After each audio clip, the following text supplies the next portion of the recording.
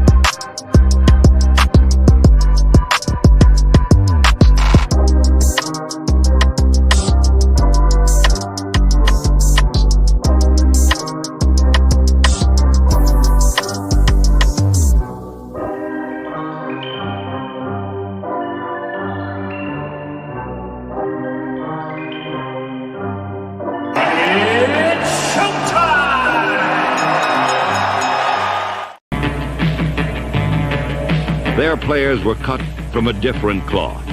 Renegades with faces only a mother could love.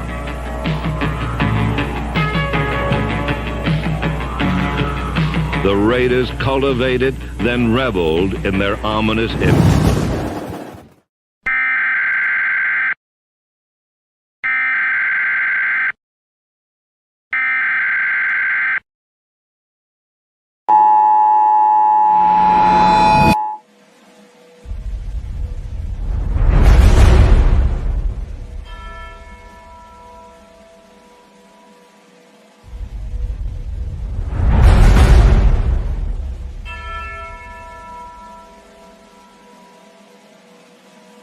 The king and his men stole the queen from her bed, bound her in her bones.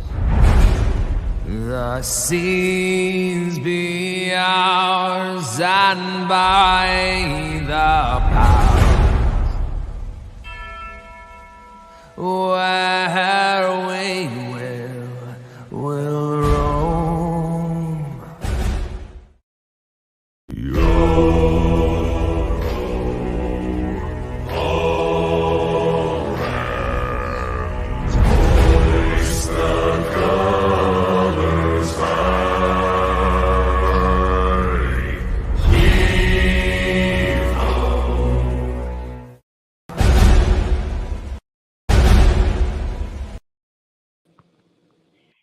Salute Raider Nation. Appreciate y'all being here. Ooh. William. What's up, man? William, it says to put my earplugs in because the Android's experiencing an echo. Oh, okay, one sec. Whose mic is that, Williams? No, I got a notice on my phone right now. It says Silver and Black report Android. It's a bug in the StreamYard. They're trying to fix it right now. Okay. But either way, salute to everybody in the chat. Salute to everybody, all the mods, everybody here on the panel. Appreciate all you guys showing up today, man. We were gonna go live around 3, but I ended up having a lot of shit going on this weekend later on. So plus we're gonna try to watch the game all with a bunch of people. So long story short, appreciate you all showing up early. Salute to you, Robert. Salute to everybody out here, man. Really do appreciate you guys stopping by today. Outside of that, man, it's going to be a good game, man. It's going to be a good test for not only AP, Bo, where our offense stands, where our defense actually stands as a unit. So, I mean, today is a good tall tale to see if Josh's firing was a good firing. So I've always said I think that you got to have fair evaluation. I've said that I can't evaluate the team just off of one win. You're going to have to go a few games. I think in this next 2 games are going to be very crucial, man. And then not only that, I think you have the Chiefs game too that'll be popping up. So I mean, you got some really crucial games here right now. So long story short, I think tonight will be a good tale of where we stand, especially on primetime Sunday night. So I think, like I said, before we get too much into it, if any of you guys want to talk about something about going on in this game or coming up, or what you guys want to look at, or Sergio, what do you think? I mean, for this game specifically, like for me personally, like it is definitely going to be a very big test for the offense. Salute Wild Turkey, appreciate you, bro. Especially when it comes to play calling for Bo Hardegree, because the Jets defense is quite arguably the best defense in the NFL, especially when it comes to the defensive line and Colton Miller being officially out. So now it's looking like Brandon Parker might be the starter. That might be the reason why they signed him. So that's going to be a test for Aiden O'Connell too, if he doesn't have like an all-pro left tackle protecting him. And the Jets D-line is nothing to mess with. The Jets are ranked, I think, second in the least times if they blitz in the league, but they're ranked first in the most pressures. So they don't need to blitz to pressure the quarterback. So if they blitz one time in this game, Aiden O'Connell basically has like a 9 out of 10 times chance of getting sacked. Yeah. Especially with Colton out, like it's going to be a 10 out of 10 chance if they want to blitz today. And like for that reason, like that's kind of like what's scary about it on the offensive side of the ball. And when it comes to head coaching, like it's something that everyone has been kind of questioning, like, is all that this Raiders like need as a culture and head coaching? Do we need a guy who's mostly gonna be cheerleading rather than play calling, or are we like where are we at right now? Like, is AP truly the real deal? Because I feel like in this game, like, if you're able to overcome the Jets defense, Luke then Fizzle. it would seem like a real deal.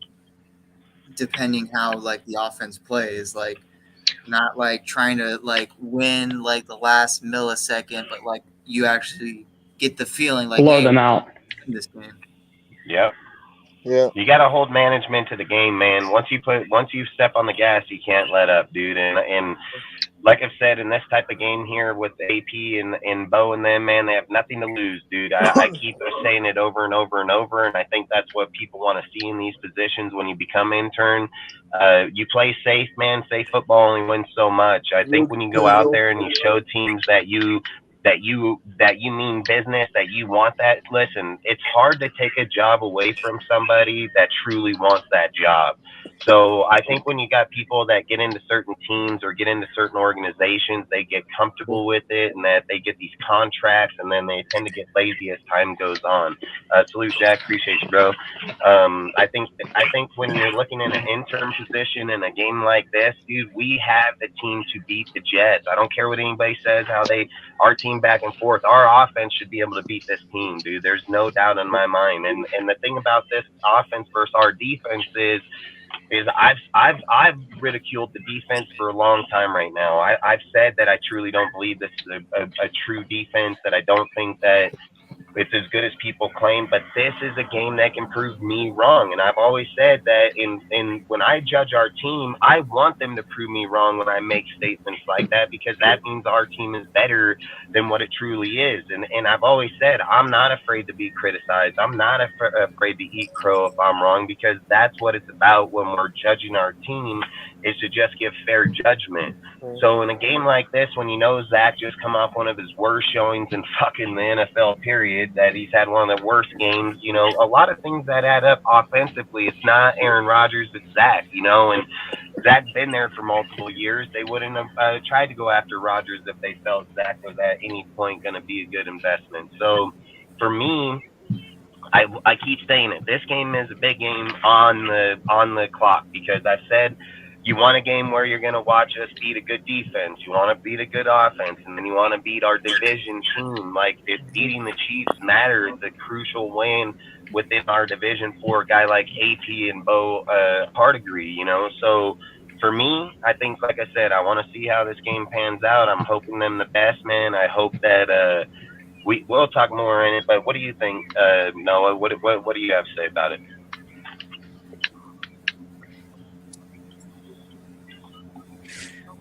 Yeah, you know, we're going to be playing against the Jets defense. Obviously, they've been one of the best in the league this year. You know, the secondary with Sauce, DJ Reed, and all them guys it's going to be a real test today for AFC if we're going to be looking more at a, you know, passing the ball midfield, long distance, you know, which we weren't last week against the Giants. So, you know, if this game plan sounds like it's going to be more of a short pass game and rely on Jacobs in the running game again. But even so, you know, there's lots of questions. Our O-line has been playing better than ever in the past few weeks, but we're going to be missing a big piece in Colton Miller, yeah. obviously. Yeah. Yeah. Our leader of the O-line, one can say our longest tenured player on the team now. Yeah. So it's going to be, you know, questions all around. How can this Raiders offense produce, you know, missing maybe their biggest player that goes, you know, biggest backstage player. You know, can Josh Jacobs, you know, continue to run the ball well like he did against the Giants last week in their O-line? Can the O-line for the Raiders continue their, you know, dominance against opposing D-lines? Like we saw last week, Dexter Lawrence had his first game without pressure since 2021, I think. Yeah. We held him to that. Yeah. When he went against the interior O-line. So, you know, stuff like that, we're going to be paying attention to that. You know, we got, I think, Quincy Williams, and I think we have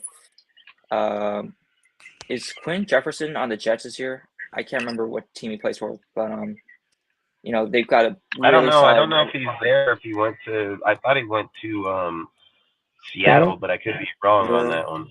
I think he was. I don't know. I'm thinking. I don't know either. I feel like there was a Raiders player from 2021 that's on the Jets. Yeah. Right now, maybe it's Solomon Thomas. I don't know, one of the guys, but they Yeah, got it a could really be. good stopping D-line. So, you know, we got to see how well this team will do on offense. You know, defensively, you know, the status quo is to just keep the Jets' run game contained and stay as close as you can to not Calvin Ridley, the receiver. I'm Garrett drawing a Wilson. blank right now. Yeah, Garrett Wilson. Thank you, Will. So you know, stuff like that. You know, defense just lock down Zach Wilson like every other defense has been doing since the Kansas City game, and we should be in this game no matter what. Yeah. Yeah, I agree. I mean, Yeah. I think. Listen, over here stop the run and force them to pass because if Wilson has to if pass, you're forcing that's Zach where he's Wilson to gonna pass, be you have a at very good chance to win. Yeah, they'll force him to make that's more true. mistakes than anything for sure. Yeah. What do you got to say? Because I think Seth, you got something you want to add? Who, me? Yeah. Oh, I don't think anybody else named Seth here. that's I didn't hear you say my name. My bad. Yeah. I mean, the defense is pretty strong. Not lie. It'll be a challenge for offense to get that. But the offense on the Jets, yeah, I think we could beat them if, like you said, with the if we force them to pass and all that, and it could stop the run all that crap. So I think we have a good chance if we could do all that. Really do. Like I say, I think our team got a good chance to go out. What do you think, William? You got something you want to add? Yeah, biggest thing really, make sure their D line isn't creating a shit ton of pressure, man. You set Quinn Williams on the inside, and you know you're giving yourself your best shot to win on the offensive side of the ball. My biggest thing coming into this game are we going to see? I think we talked about this, Dustin. You know, are we going to see more touchdowns from our quarterback, or is it just going to be running the ball? You know, I would like to see You're not going to run the get ball in this game. This is a game you're going to have to throw to open up the game. Josh has already shown in this game that even when Colton Miller was in, and even if you go back to last week's game, they favored Colton's side. Yeah. So if you're taking away the one true spot that he had the spot to run behind, and now he doesn't, and the way that when people know Josh is going to run the ball, they stack 8 in the box and they limit him instantly.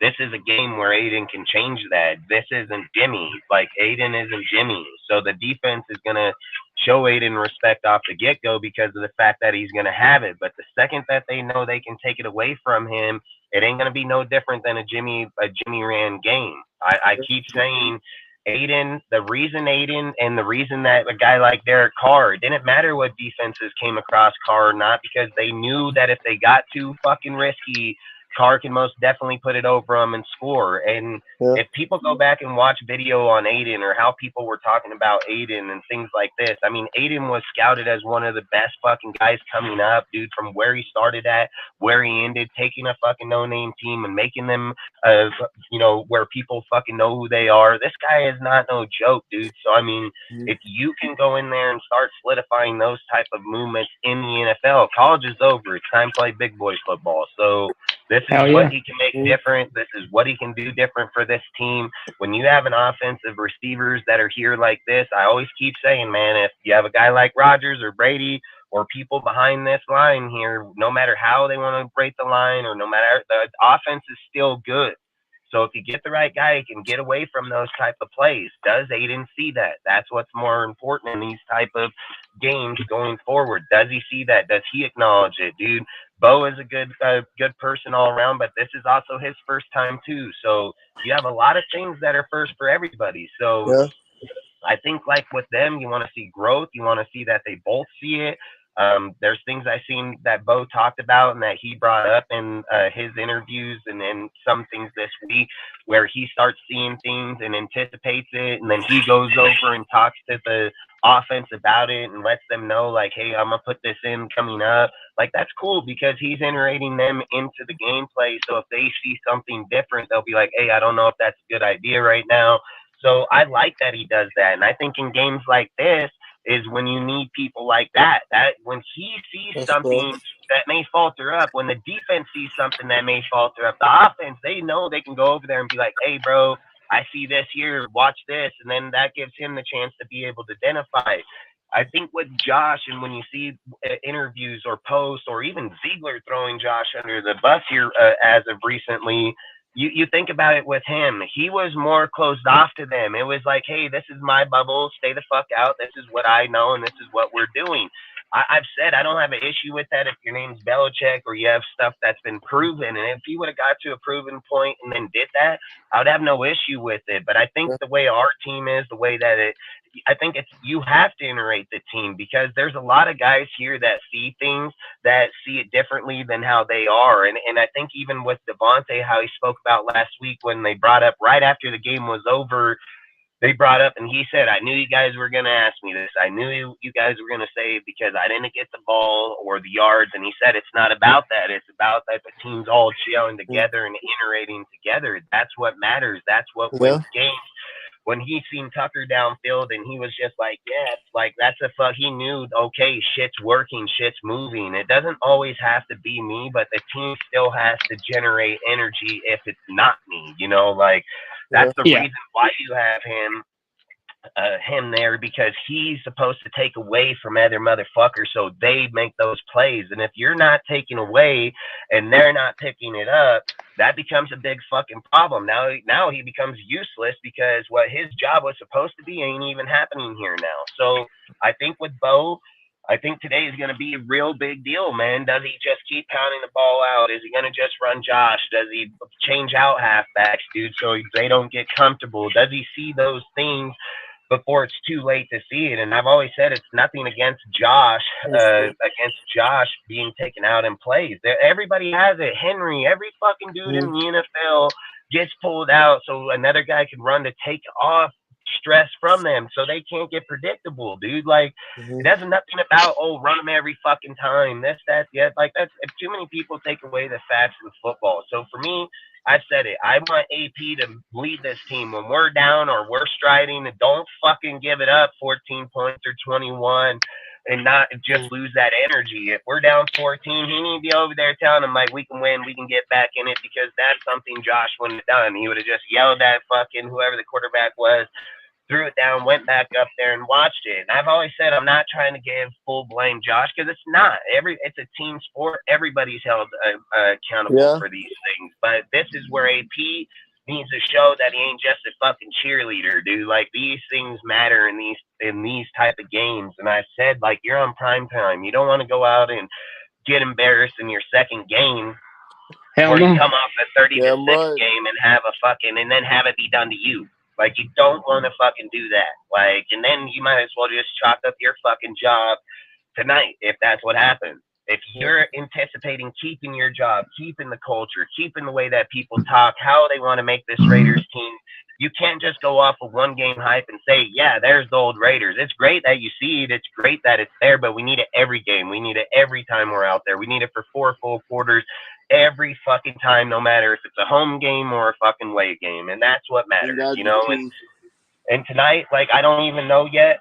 Is Munford's all right, isn't he? Munford's all right, yes. He is? Yep. Yeah, so to me, I think it'll be Illuminor on the left side and Munford on the right. And Parker will probably be the swing tackle between. Parker hasn't even played.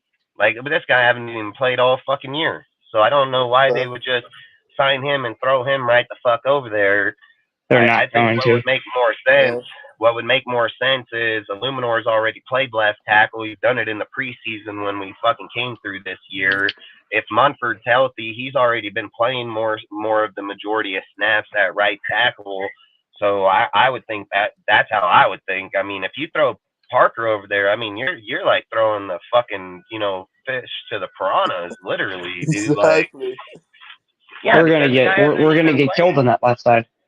Yeah, I mean, at least Luminor, as much as I'm not really a fucking fan of him, I mean, at least he'll have the best chance. He can go in the off season. He can fuck off.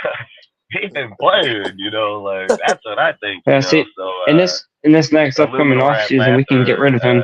Munford at right. Yeah, I mean that's what I think. I think it'll be either which way, but I think Parker. If Parker played more, that was why Parker was brought. He was originally left tackle, dude. Fucking when we got, I think that was when Gruden then got him, and that's what their intention was, to play him swing tackle. It just never, the guy never really panned out. He had a good game here and there. He just never really panned out. So for him, it is what it is. It's not a bigger good or a bad thing. I mean, for me, I think if you're just a depth player, I don't think it's an issue, period. I just want if we just start him, boy, they got some massive fucking faith in that guy. And then again, I would have to question fucking like, okay, are we fucking doing this shit again? Like, because that's you wouldn't want to do that. You would want to. Oh no, if we throw him right out there, there's a problem with this team. I mean, if you're telling me that he came in and outproduced one of our players at that position without playing a fucking snap all year, I mean, I would say we have a massive fucking problem. Like, if you're just asking me, honest to God, I mean, there's no way that you're conditioned, you're playing every day, you're going against people versus a guy that's been fucking, he's been cut since the off season, hasn't he? Didn't he get injured? He's been injured, isn't he? Yeah, I think that's why I thought we cut him. He's been injured this entire time, so there's no way I see him playing right away. Like, I mean, he's active. He's activated. I seen it say that. No, I'm not saying he's not gonna play. What I'm saying is I don't think he's gonna be no starter. That ain't gonna happen. I mean, I'm not gonna lie. He can play right and left, so I would just assume. I'm assuming because I'm not saying I know. I'm just assuming because like I said, I heard him say that he was activated, same as DJ Turner. So again, I hope not. That's all I'm saying because I just. Oh man, if we start him, there's a major problem. Yep. Yeah, just as much as I don't like Illuminor, I think that's what you have to do. I mean, that's your best chance, to be honest. I mean, unless there's somebody else there that plays left tackle better on the line that's active right this fucking minute, and somebody goes to their position while they move out. I don't know. Take a guy that don't take snaps. We'll have to wait and see, I guess. I mean, we'll find out tonight what they want to do. Yeah, just it shows why the Raiders need to take tackles in our next year's draft. I mean, like I've said, I think in my opinion, dude, like I would probably look at this offensive line a whole lot more than what people are looking at it. For me, I think you have a lot more bigger problems. I mean, no, tackle's not your biggest problem because you still have Dalton Wagner coming back. Yeah, and you got Colt Miller that's on a good contract, dude. And I mean, I know he played. And good, you still got the young guy in there, Munford. You're set at tackle once you get. You got a lot once you get Dalton Wagner here. Like, you got a lot of people here that can make the outcome, and then not only that, you got to see, are they going power to zone? You know, you got a lot of shit, and we're just changing around every time we get. So we got to kind of see how they want to run their ball this year. And I think what's got Bo, like, I think the advantage to Bo at the moment is he can switch up the offensive run to power or zone. So I think that's kind of favoring him at the moment. So I would just play it out and see what he does. I mean, if he switches at one point in the year to just run one certain way or another, and then that's what he wants to build going forward in the year, that's his decision. And I think it's the best point to see it right now because he has the chance to run both ways right this minute. So I would see where it is. I mean, he doesn't know himself probably what he truly is. He's always been behind somebody else. You know what I mean? So I think he needs to find out who the fuck he is as a play caller, an offensive coordinator. I mean, this guy hasn't even been there. So tonight's going to be a big fucking contest when you're playing a defense of that caliber. Like, you're going to have to be on top of your shit. So you're not playing the shit-ass Giants, dude. Like, and I keep saying it, we should have beat their ass. If Josh was holding these guys back like they're claiming, we should have did this to the Bears, and we didn't. The Bears did that to us, and that's what I'm worried about tonight. You know, so when the true team comes around and puts it on the other foot, dude, is it 17-14 them, or is it 17-14 us? I think it should be us. I think if Aiden is the quarterback he says he can be, we should win. Potential to, fuck yeah, he got goddamn Devontae Adams. He's got fucking Jacoby. He got Renfro. He got all these guys. It's his play style that's gonna give them their chance. That we know about Zach. It doesn't matter who the fucking Zach got over there. He's never done it yet. So big fucking difference. He's been there for a few years. He ain't done it yet, dude. So. And if he has one game here or one game there, and the odds are it's the one game here and one game there is going to be against us. It ain't against other teams. It's against the fucking Raiders. So we need to make sure it ain't against us. It needs to be just like it is against. If it happens against us, there's a problem. Yeah. Yeah. And it's the same fucking problem. That's my point.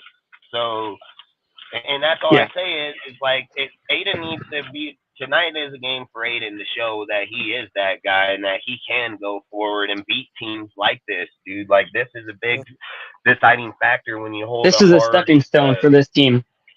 Yeah, look, if you got the hardest strength and schedule, and Aiden's our quarterback going forward in the future, you have to feel confident that he's going to win those games. Like, you have to feel confident. Here, eat these for a minute. Well, when we get done, you can go. But that's what you have to think about. You want to tell them hi? You want to tell them Raiders? I'll let you tell them F the Jets. You want to tell them F the Jets? Huh? No. Yeah. Fuck the Jets. There you go. Fuck the Jets. Sorry, ass bitches. But that's all I say is like you have to, when you see games, you can't just let people skate by. You can't sit and say, well, they're just taking. No, they're not. They've been here for a few years. They've just moved up in personnel. Now they've said that it was this guy. They need to make sure that they hold true to those words, dude. So when we're in these games, it's not, we have the same outcome of 30-6 our way this time against a team like that Zach literally just has one of his worst games. He's garbage-ass quarterback. And then when they play the Raiders, they look like they're elite-ass superstar gold-wearing Jack Bears, you know? Hell yeah, because if they do that to us, there's a real problem, and it wasn't Josh. But salute Malcolm Bees, man. Appreciate you, bro. Salute to everybody. Well, because that's how. Salute to all you guys in the chat, man. Really do appreciate you guys. So. Well, that's what I was gonna say though, Dustin. Is if we come in here and we get blown out, then we can't sit here and say it was just Josh. I mean, I think we just got to be fair to evaluation, and I've said I'm not going to – look, if they lose this game too, I would expect them to lose this game, so I'm not going to go in here and sit here and say, like, oh, man, like, if you're just being real and seeing, like, these are the games I need them to show me otherwise. Just like I've said, there's nothing – yeah, heck yeah. There's nothing wrong with those. There's nothing wrong when people do that, you know, like that's what it's about when you're a struggling team. And then we know that it was just personnel versus the actual team. These are games that they should show true colors and wear like that. But at the same time, that's what I think is what is expected when you're trying to make coaching changes or think that these guys are the better for the organization or things of these factors. So long story short, I think let's just talk about, for everybody go around the panel, starting with Sergio. We'll start with pluses. What do you think is a plus for tonight's game? Like, what are you looking for? Well, what I think would be a plus tonight for me is when I was grabbing it, I it definitely comes against the Jets for me. Is most definitely, if you want to look at it from Raiders defensive perspective or Jets offensive perspective, I guess the positive would be like the momentum that the players are at right now, especially with Pierce being the linebacker coach. I mean, despite how injured the freaking linebacker room was like the past few weeks, I mean, I've been loving what Robert Spillane got, like a freaking old school mentality. Like when media asked him, like, "Hey, like, why are you still playing when your entire hand is broken?" And the dude just said straight up, like, "Well, the hand ain't nowhere near my heart, so I'm." Oh, did you guys hear? He also said he'd rather play injured and win than be healthy and lose. He also said that too. Dang. You know, Jimmy crying in the corner after he said that. bro, when he said that, I was like, man, this dude is a true. Whew. Yeah, He knows what he's doing. I love the mentality when Robert Well, you got a Spillane said true that. stank ass. Especially like, Oh boy. I do feel like that's like the plus with that AP brings on the mentality a lot, and that's probably how like on both sides of the ball is feeling, despite injuries on both sides of the ball. Like, I will give AP that credit that this. I mean, the players said themselves they want to run their head through a wall for AP. So it's kind of like a different feeling, but that's got to be on the field, and I'm hoping to see where it comes to like, hey, is the player mentality so different that these guys are willing to do whatever it takes to win for Pierce? But yeah, that's very all. true, and that's something I think that's what you want. That's what you want to see too. Is when a guy like Devontae says, "I'll run through a wall" before he's ever taken a snap for him. Well, we need to see you run through the wall when you're on the field for him too. You know what I mean? So that's the part where we need to see tonight. A full 60 minutes of beat and bang. There's nobody gonna, in their right mind, think you're just gonna go into this game and throw for fucking 30 points. There's no way. So I think you have to. I think you have to be fair and realistic in this game. That they're really good defense over there, man. Their offense sucks, and I've always said good defenses can win games with shitty offenses. Just look at Jimmy for the last few years. So I've always said if you're going to go and play this type of game and you're looking at our offense, okay, I've said this, dude, it ain't about if I want Carr here or not. It's just the fact of what kind of caliber of quarterback Carr is. And if Carr gets put in these type of moments where he sees downfield spacing that can give us a chance to put points, he gets it. And that's Aiden needs to do that shit too. Like I've said, I think like in order to test your real capability of who we can be, I really truly feel like Aiden needs to test Tucker downfield instantly when we get into the game. Like if we win the coin or if we lose the coin toss and say we're starting, I think that right away just to be like, fuck you. Yeah, fuck yeah. Just to be like, fuck you guys, dude. Like literally, because Tucker has that burner speed, and I don't care if he's going against Sauce or, and the odds are they're not going to put Sauce on Tucker over there. It's going to be a fucking backup, dude. Sauce is going to be on Devontae all night. Devontae and Sauce will be paired up all night. This is definitely a game where I was Devontae the entire time. I want to see like Bo Hardegree make a play for Aiden to just throw it deep to Tucker. That's what I'm saying, because that right there, if you start the game with something like that, instantly the defense is going to be like, whoa, okay, hold on. Like, hold on here. These guys ain't going to try to run Josh at us and say, oh, he's the best running back. They're going to be like, okay, we need to stay neutral for a moment here and see if these guys pick one way or the other, or can we control that which way we want them to go. But when you put a guy out there like Tucker like that, and let's just say Tucker don't even catch the fucking ball, right? The thing that they got to stay honest, man. They know you're going to come in and try to run the ball to stay honest to your play calling. Like, they know that. So you're probably going to come in, you're going to run, we'll probably get 1 or 2 yards, but then that's where the key deal is being controlled in third down. Do you run because you don't want to stay manipulated, or do you push the fucking issue down the ball? And this is my point. If you push the ball downfield instantly, you're forcing those people to stay back. You don't get controlled by what I'm talking about right now, where you only get in a yard or two because they know you're running in second, and then being controlled in your third because it goes 3rd and 8. You get controlled in those game moments, dude. When you make risk takes downfield and then you're going to do the same on the second down, dude, that makes defenses say, okay, hold on. They're not going to try to stay scripted to the game and say run pass shit, or stay scripted to second down runs. What they're going to say is that they went deep and they anticipated that Tucker was going to come up with that. They didn't. We anticipated they were going to run. They're like, no, they didn't. They're like, we're going to try to get up our 5 fucking yards here, or our 10 right away. I think that's when defenses have to play off, because when you do that in a second down, right? If you play downfield, and let's just say you even stop it in the second down, guess what? This is where famous plays for fucking single back counters, a single back straight draw right up the gut, have been famous in all history for these types of moments. Dude, 3rd down and 10. Dudes think you have to pick up pace, but they're playing off, fucking preparing for that 10, and boom, there goes your halfback. Like, that's how games are played. You can't be controlled by how people think the game should be controlled and how people play seconds and thirds. That's not how it should be. If you risk take Tucker in the beginning of games, it forces defense to stay honest instantly. You have to play true football. But if you just go in there and do like Josh and Jimmy, guess what? We're gonna see the same shit we seen in Buffalo, the same shit we see against Steelers. They will get inside that box and they'll control out the run the whole entire game. And that's crazy. You can't do that. You got to make Sauce be off the line. You got to make dudes play back. So outside of that, did you talk about it, Steph? You have anything you want to add? To be honest with you, I wasn't paying attention to much about it. I was paying attention to your screen. Yeah. I was paying attention to your screen all the time.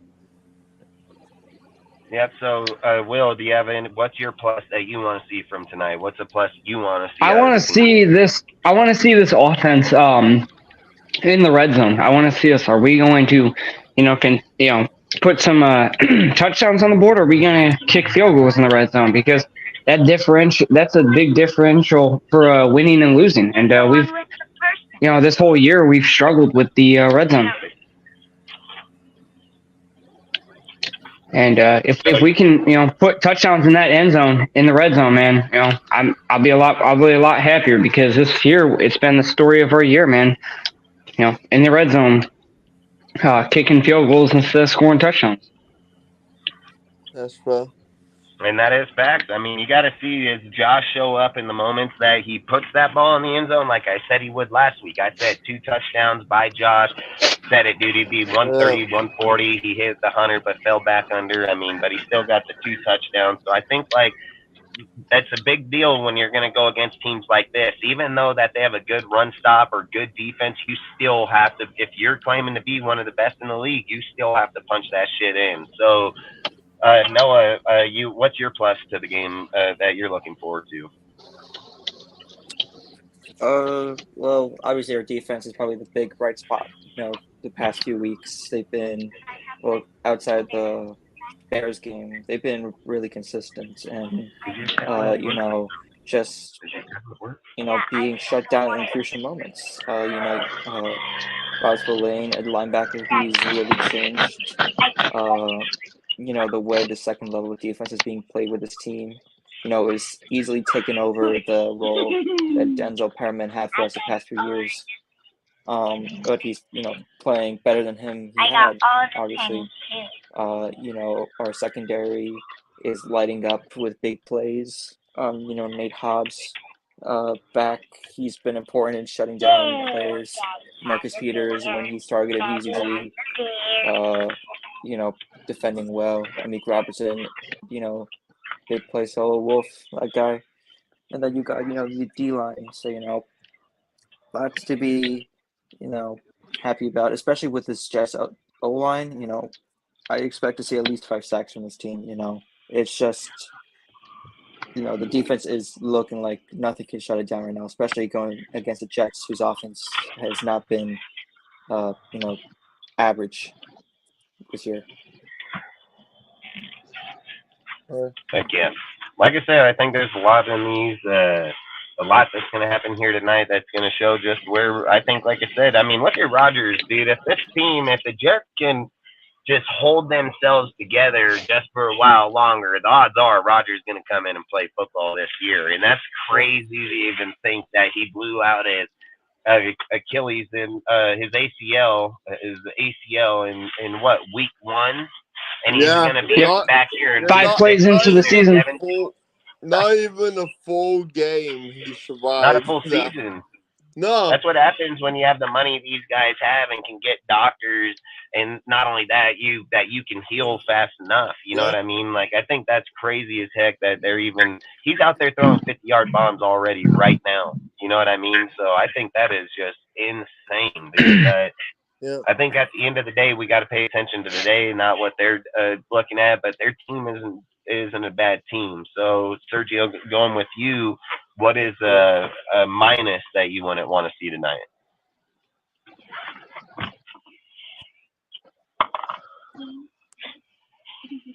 Did you really just give me one damn penny back? Sergio, you there or what? Sergio, you there?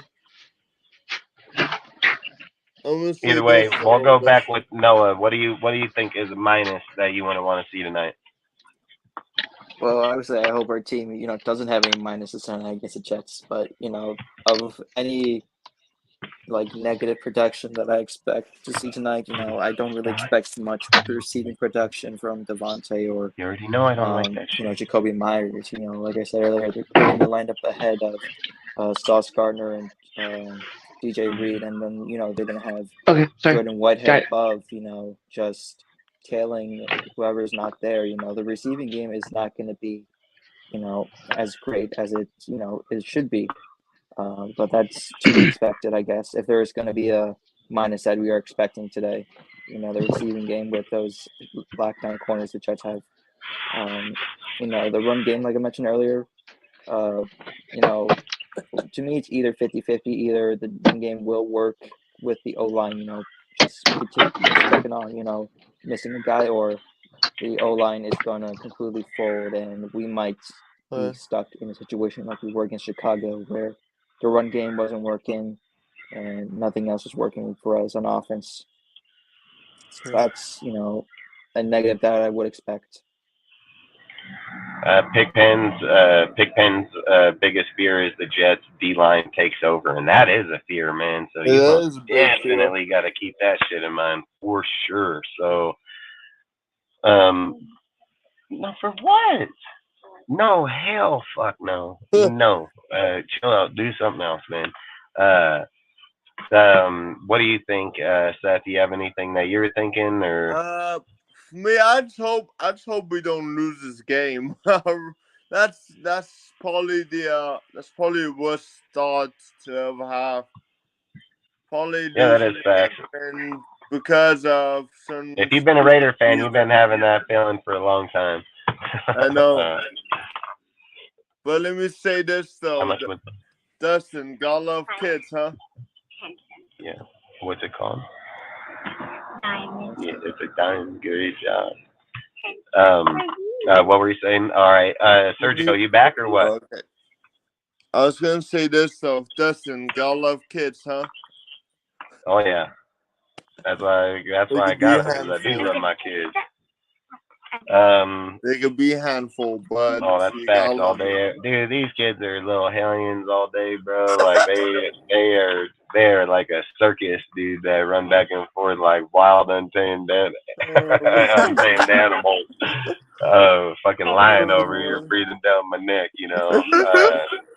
I don't know how to say your name, bro. What is that? Goffia?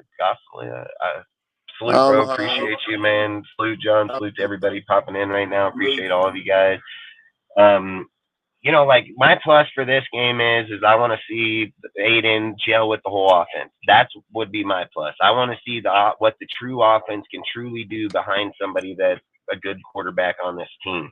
So, that would be a plus for me if it was going to happen tonight. Is I want to see Aiden run this offense for what it is, not just for Jets or Giants game, dude, on broken team. I want to see if every game he starts to step up, feel more comfortable, that he hit on those passes that are deep down over Devontae, not overthrow. Those are things that I want to see on a plus for us, because those win games. That's what wins games, is those moments right there. So negative to me would be to let Zach go work on us. That would just be a massive negative for me. I'd just say it's the same old shit, because you're just letting a quarterback that ain't really even supposed to do shit right now in the NFL go do it to us when that's all that ever happened. So plus and negatives for me would be those two. I think, like I said, I think this game has got a lot of momentum. I think a lot of people here, dude, and we have 77% of the fan base is supposed to be there tonight, and that's all in thanks of Mark. That's in thanks of Mark to lower down. No, you keep those are yours. I give them to you, Mark. It just shows in Mark that he's willing to take a little bit of a loss to get people in there if it's for the right reason. So he isn't as greedy as I thought he is, I think Mark shows when he knows he fucked up that he's willing to make it right. And I've always said that's what real men do if we throw. they'll eat crow. I think when people are blind to that, nobody makes mistakes, every single person's perfect, dude, and that type of mentality, I just think you're never going to do anything with that. I think when you're looking at the thing in Mark in 2 games, he's seen the energy that got behind AP. He's seen that. And this is the true facts, all right? If we're just going to be true, honest about it, just like I've always said here at DSR, we're always going to be honest about what we talk about. I've said, if Mark was so worried about just making money, he wouldn't give a fuck if it was the way fans filling this stadium. He would take that money, dude. Like, that's what he's done the whole time. The difference is Mark knows that he fucked up by the hire of Josh, so now he wants to make it right with the mentality of AP. And the problem is you can't just always do Oakland or Vegas or LA or Compton. Yeah. You can't just do that shit with anybody. I talk about it all the time on here. Talk about it in private. How people are fake as fuck about where they talk about where they're from. Their energy doesn't match where they talk about where they're at. When you look at a guy like AP, his energy matches where he's at. His energy matches his vibe. So I think if you're going to try to get Raider Nation to back that in the middle of the year, you're going to have to take a little bit of loss. And not only that, he given prime seats away for $200, bro, in the black hole, and put those people down in there so he can get our fan base there. And he hears the cries, and now he answered it, dude. And I've said in those moments, is what gives us the advantage over teams like this is home field advantage. Dude, there are so many times in Oakland that we should have straight lost, straight got our ass beat by some teams that were coming in there that are just straight better than us, not even close, dude. And just because of the home field environment, the atmosphere gets created there, those dudes take L's. And that's what it's about, dude. So for me to sit here and see that Mark sees that, Mark's trying to adjust for that, Mark's trying to make it right. And then when you see over last game versus this game that our attendance is going up massively, go up massively, it just shows that they're trying to do the right things to make us better. And that's what me as a fan, I've always said, those are the things that I love to watch. Those are the things that I love seeing, because those are what make true transitions and make true teams and leaders and make it where people can get behind people and stand. I've always said, even in my own company, I ask people's advice and what things happen, because they're the ones that are out there every day. They're the ones that see it. I don't ask them to run my shit, but I will ask their opinions on certain shit, So I've always said it. None of us know anything. That's why you hire or know everything. That's why we hire management. That's why we put certain people in those spots to see things we can't. So I'm glad that they are. And like I said, we'll see how it pans out tonight in this atmosphere, because it should favor us pretty massively. And just like I said, if we can get back to that culture, that shit's going to matter when you come playoffs, dude, that we're packing our fucking stadium with Raiders versus fucking away. That's for, damn right, fucking A. So, outside of that, Sergio, you back or no? You can hear me? Yeah, I hear you, Will. So, you want to add anything Sergio, or what? You there? No, you ain't here. You were, before I left, you said you were talking about minuses, right? No. Yeah, so one of the minuses that you kind of mentioned would be Zach Wilson has a good game today. Out of all the games, he does it today. So that'd be pretty bad. I mean, we're usually the team that happens to randomly. Oh, there we go. Players, why do they suck this season? And then they play against us, and then all of a sudden we're the team that fixes them. Yeah. That's the one thing I've been thinking about, too, the entire weekend. Like, oh, what if Zach Wilson, because now everyone's saying, oh, he should be benched, or Robert Saleh, says, oh, I plead the fifth. I really don't like Zach Wilson as my quarterback. Now all of a sudden he's going to play elite against us, and then everyone's like, oh, wow, maybe Zach Wilson's finally going to be playing good, and he's going to be dog shit again the next game. Happens every single time. That's fair. To the point that I think that it's script written. What the hell?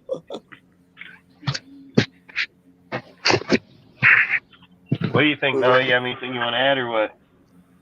Yeah, no, what I stated pretty much for the minus was basically what you talked about, having Zach Wilson play his good game, as we say, his good game today. And, that would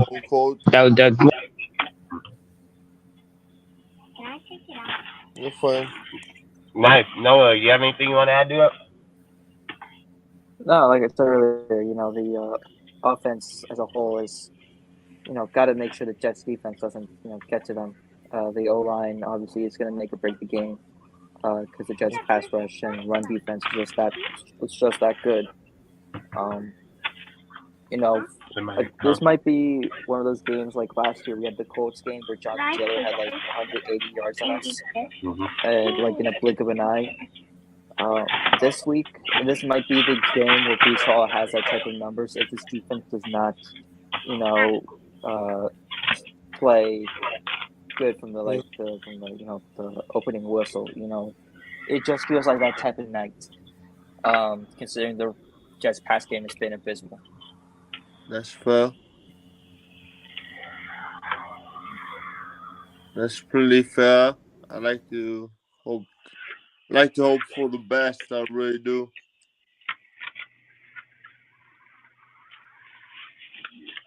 You good, Dustin? Yeah. Yeah. So we'll just go around the panel. With you, Sergio, what do you think Aiden's going to be passing yards today and touchdowns? I don't think he's going to. If he does score a touchdown, it's only going to be one touchdown. And it'll most likely either be to Tucker or Jacoby. And if I say yardage, no more than 220 yards. I feel like it'll be like around there.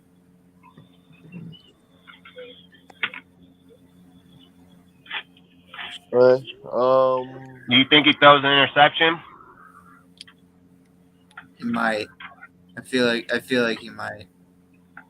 I don't think he'll throw like two, but I do think he'll throw one. What do you think, Seth? What do you think is yards? 1,500 yards and fuck. I'm hoping though. Here's hoping though. Oh fuck. Hey, it does. Bro, we said realistic. I'm hoping for it. All I play is Madden. Did you say 6 touchdowns? Motherfucker, you're playing on Super Rookie. I'm He hoping said for it though. Yeah, I'm hoping. that too, man.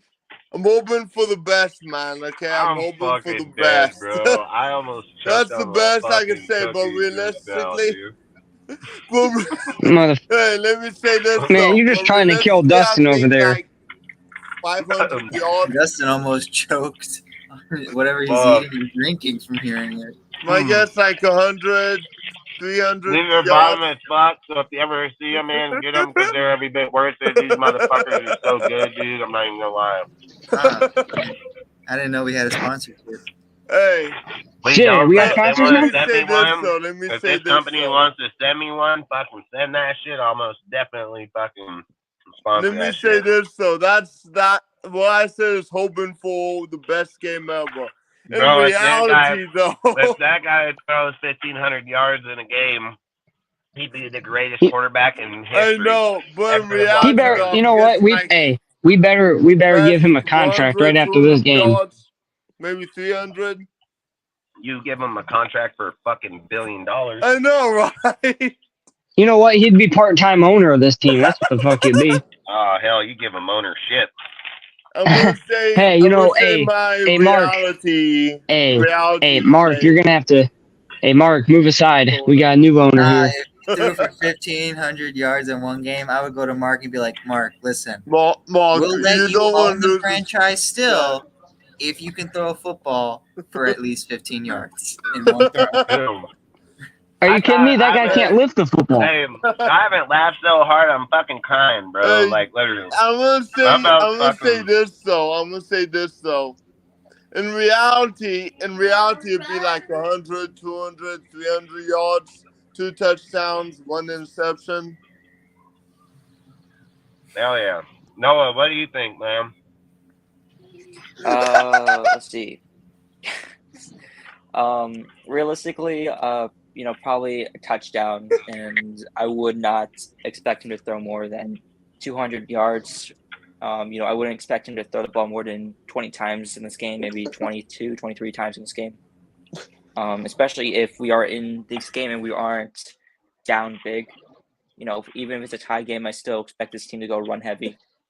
So, you know, like maybe a touchdown, like 200 yards passing and like an interception, something around those lines, maybe like 62% completion percentage, maybe 60. You want to know something, though? That'd be good on a team like this. If you got a 60% completion ratio on a fucking Jets defense, that'd be pretty good. Hey, that's Yeah. You want to know something, William, though? what do you think? All What? right. The first ones I said was in my dreams. Fuck, I'm gonna tell you what. It's man. only in my dreams. Yeah, I don't know what. Hey, listen, man. When Dustin asked if you were playing rookie, I think it's super rookie mode on that. And anyways, I play like I think on Madden. That's I think second worst. Damn, I was gonna say I think Aiden. Give him Brady's share fucking back, bro. All right. I think Aiden O'Connell. I think he can get. It'll be either 1 or 2 touchdowns. I think they want to at least get some more of a passing game out of him, just to see if he can, you know, throw more touchdowns. And you know, I think with the younger guys, you know, like Trey Tucker and Michael Mayer, you know, really stepping up with, you know, as the weeks have progressed, because those two have been up and coming guys. Still having Jacoby Myers, still having Devontae. I think he gets about 225 yards maybe, and I'll give him 2 touchdowns. 225 and 2 touchdowns. Yeah, I'll take that out of him in this game. You see any interceptions? Man, it's tough. Like, it just kind of matters, you know, taking care of the ball, especially in this type of a game. I'll give him 1 interception. I think, you know, he'll make 1 mistake, I think. But, you know, especially with knowing Illuminor is going to be blocking that guy. He'll be blocking for him, so that might be a problem. So this is something I'm going to think of just to give, just so people can understand how I'm going to come at it. Aiden against the Chargers got his ass handed to him. He got beat down by a good defensive team, but Mac Moore had his number than anybody. He got owned. So even with the pressure, even with all that massive pressure put on him, all those sacks, all those deals, he still threw for 238 yards. He did. I didn't realize it.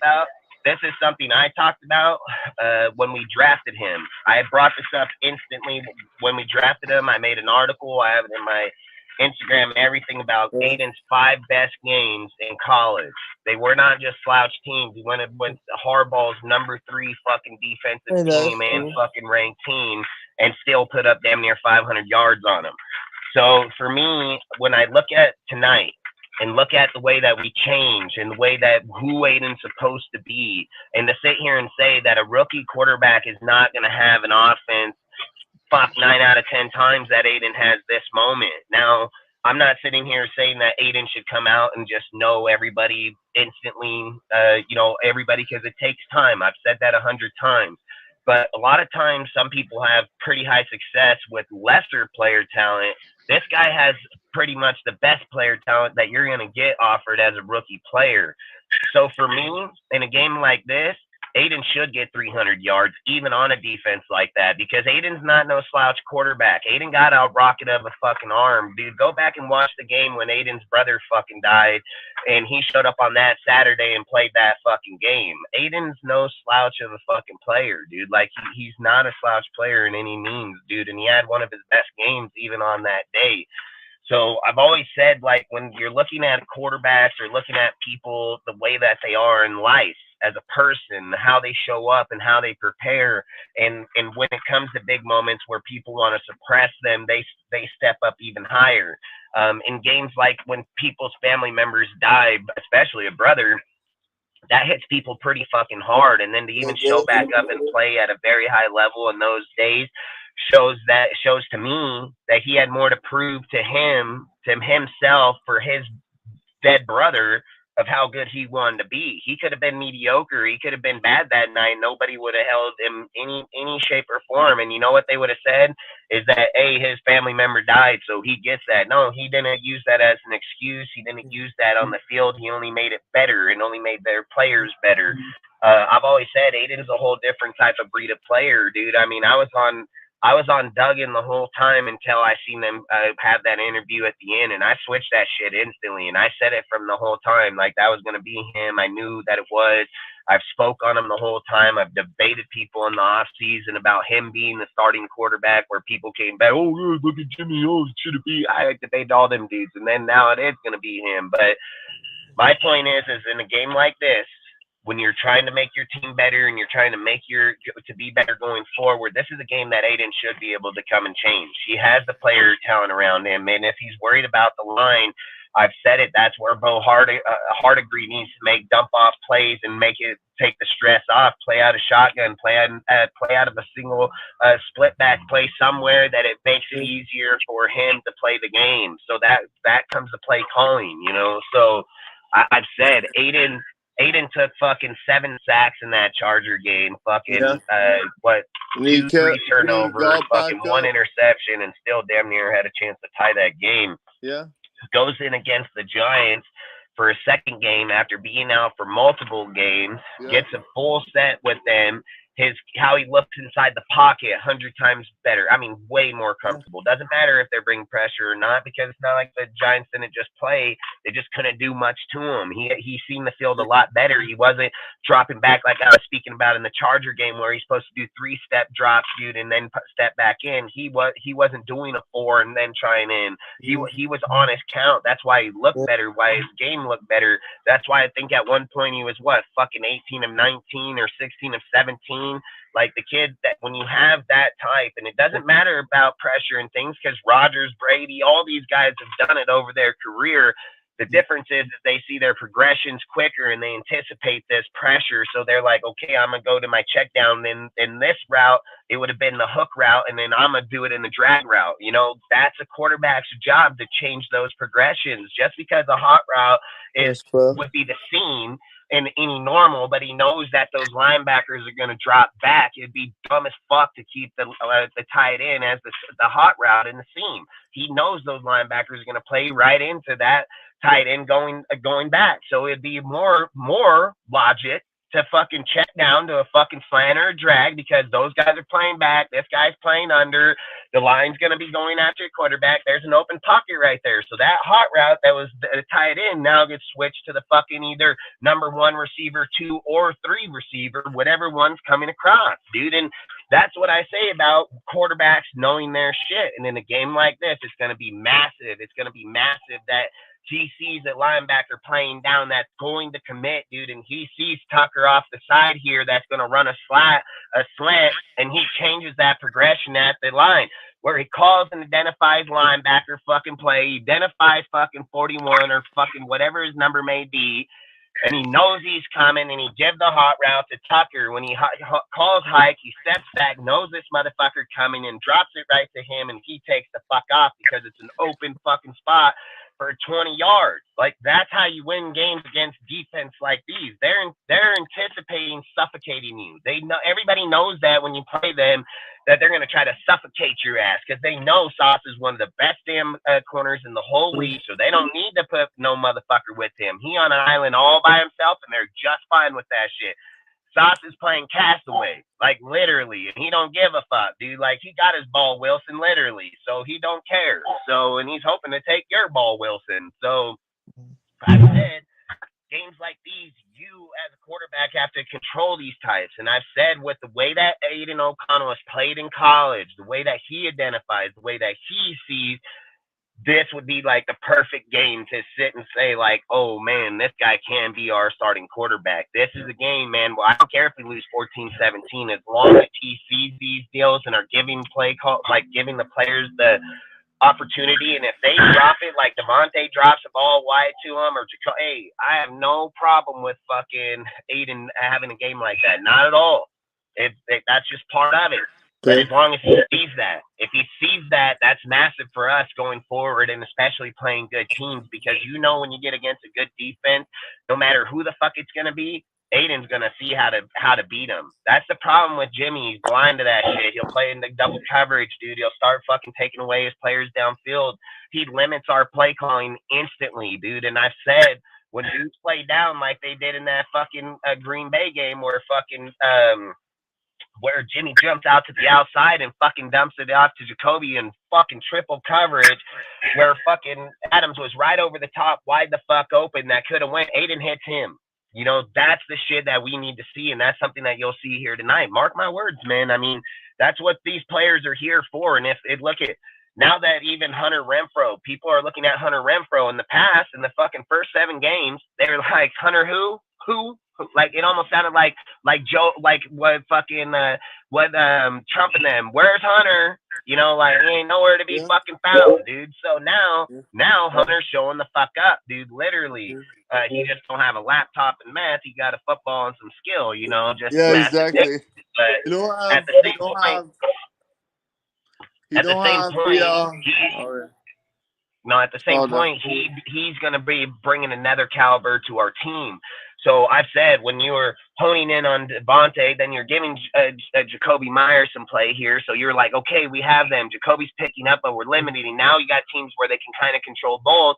Now it's like, bam, here come Hunter. When everybody was talking, motherfucker couldn't do nothing, and boom, he made 2 big plays down there in the red zone. That's old Hunter right there, dude. Like, you see that they're looking to him on 3rd downs now. Like, they weren't doing that the whole time. Now when defenses see that, they're like, all right, hold on. We can't just hold on Devontae and Jacoby now. We got to fucking pay attention to this motherfucker, too.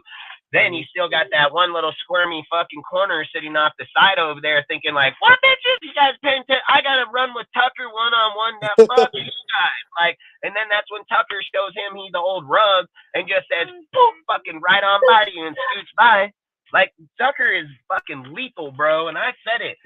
We got lucky once with the Khalil Mack to fucking Max Crosby. Yeah. Who in the fuck would have thought you would have got lucky twice to go from Henry Ruggs to Trey Tucker? Like, you don't get lucky like that, dude. Like, and especially where we got him, you don't get lucky like that. And we got lucky as fuck, dude. In last week's game, Tucker showed you once and for all that he got burner speed. Not only did he contest the dude that bigger than him, outran that motherfucker by a mile, dude, and not only got to the outside of him in the first 10 fucking yards, but smoked him 10 yards to the ball. Like, that's big time in the fucking deal. Now, if you get Aiden and him connecting in games like this, where Sauce is on an island over here or over there, what the left side of the field, and this guy gonna run, he showed he can run on the right and the left. So Tucker's not limited. Like, that's the things, dude. Those type of guys become what? Why? You got a fucking baggie right there, dude. No, I'm separating all my money so I know. I don't have a bag, babe. I don't have one. You act like if I got baggies up in this fuck, I'm not a drug dealer, all right? So used to be, but not no more. Hey. But that's things that you got to look at for your team when you're looking to be, to be better and them grow better. Because listen, if you can go into this year's draft after everything's said and done, coaching loss of you find that at? Yeah, why do you use that bag, dude? The bag. Whatever, use it, whatever. Fuck, just don't put yourself in it. Fucking. Long story short is that when you can go into the off season looking at your team and saying like, man, we literally got a fucking 4th round quarterback, 3rd round fucking receiver that are playing number 1 and 2 in the NFL out here, as in high level. I'm not saying 1 and quarterback, 2 receiver. I'm saying high level type players at those types of drafts. Yeah, use it, man. Do whatever you gotta do. Listen, man, that's all you, dude. All right. And long story short, that means you're obviously Ziegler's draft ain't not bullshit, which I know it ain't. But again, you're going to have development here with high quality players, man. And that's what I say. You can go in there. You can go, instead of looking quarterback or receiver, you can go corner. You can go the best corner on the fucking board, which is something we most definitely fucking need in this team. Yeah. Even if the better DT up there in the first round, you take a DT. Like, that's how you build your team, because you know where these players stand against good fucking teams. And I've said it. Aiden doesn't have to win these games. It's unrealistic to act like he's just going to come out here and they're going to win every game. What you want to see is how he identifies the motherfucking defense in good fucking games. You want to see how, when we go against the Dolphins next week, is he going to keep putting points for points, dude, because their defense is struggling too. Or again, not only do the Dolphins have a high offense, they got a high defense. They got Jalen and fucking Howard back now. So you're not going to be going against slouch-ass teams. These are big things that you want to see from a kid like Aiden when he plays the Dolphins. Does he throw into Ramsey? Does he get scared of Hayward? Does he play under because he's not willing to take risk? Or does he say, hey, fuck, I know you're one of the best, but I know I got one of the best receivers here.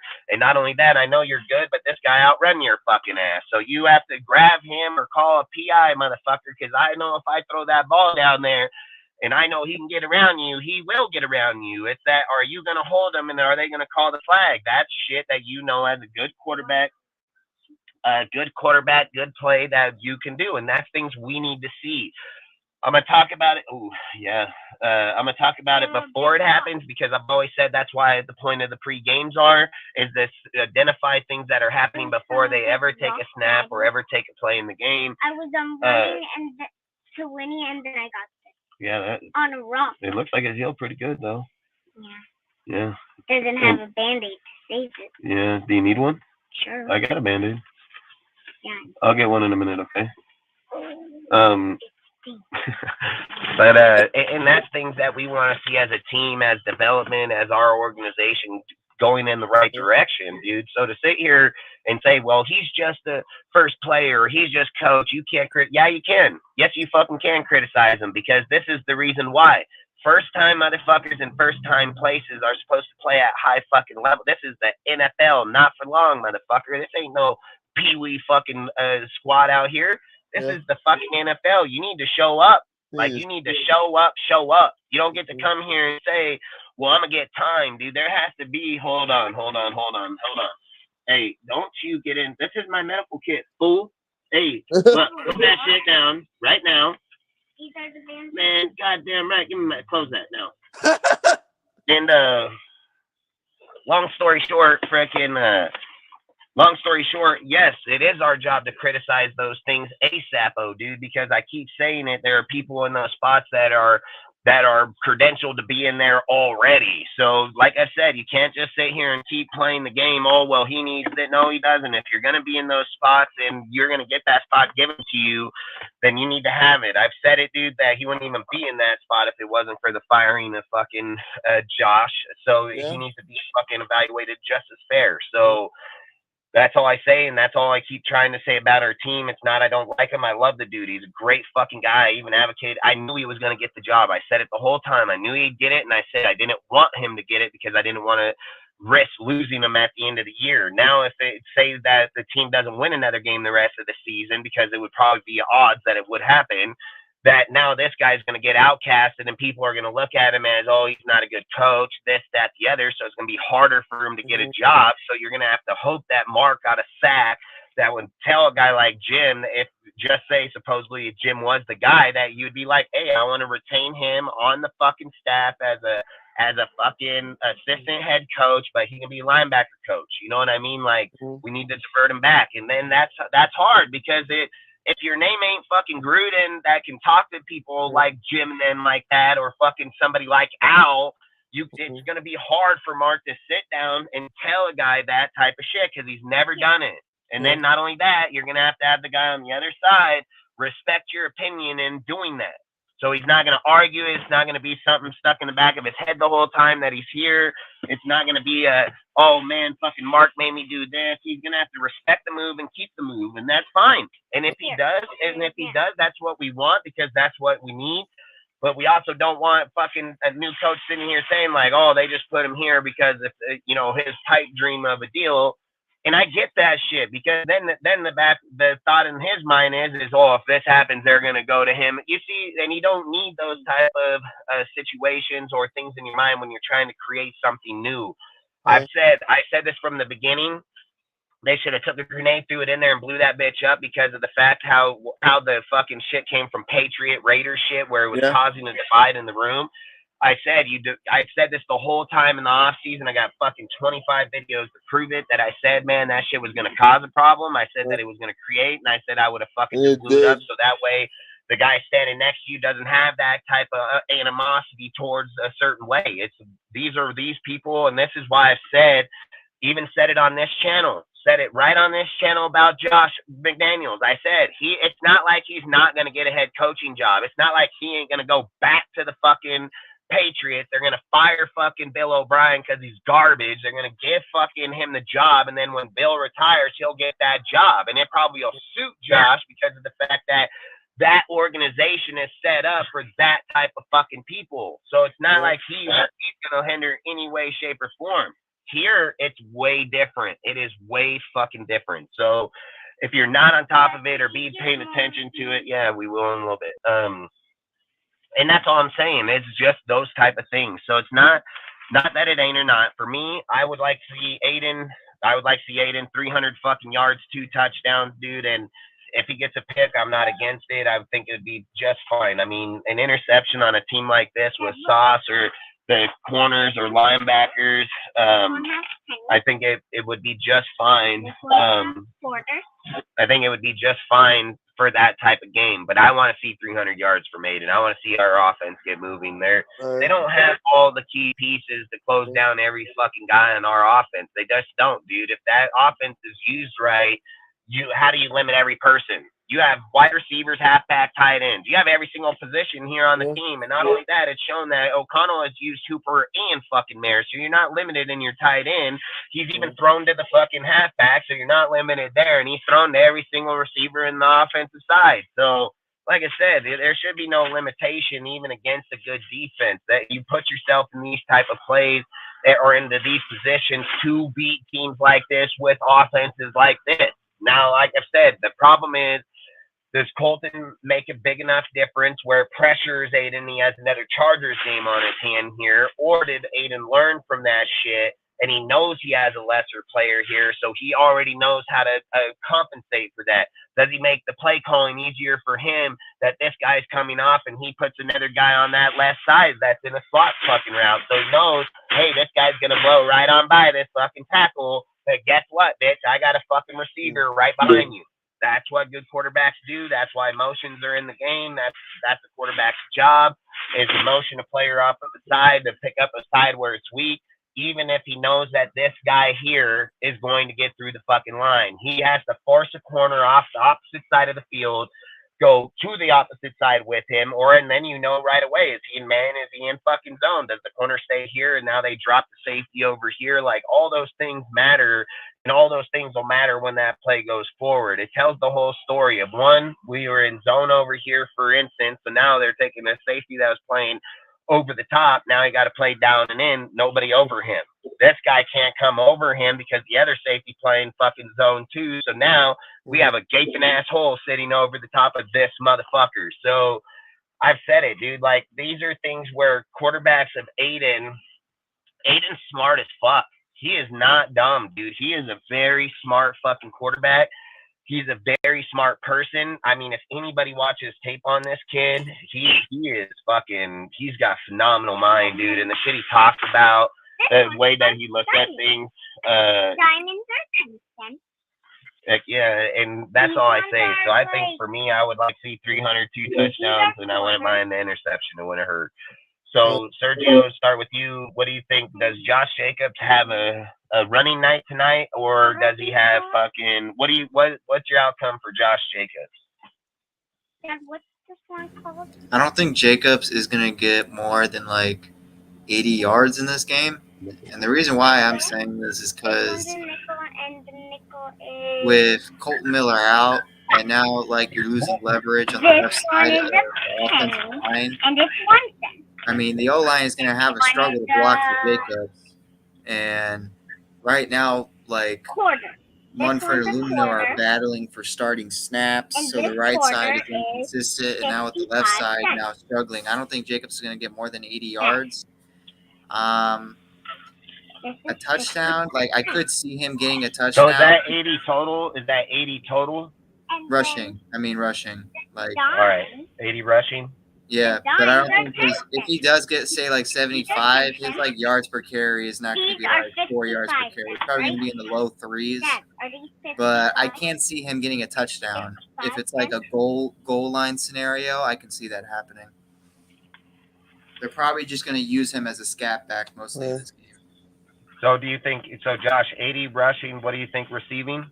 Maybe like 30 yards receiving. 30 receiving, 110 yards total. Do you see any touchdowns? Just one rushing touchdown. No passing. No. He's never got one yet, anyways. Safe bet. That's true. Do you think he has a fumble loss or no? Ooh. Nah, I don't think so. All right, so 110 rush receiving, 80 rushing, 30 receiving.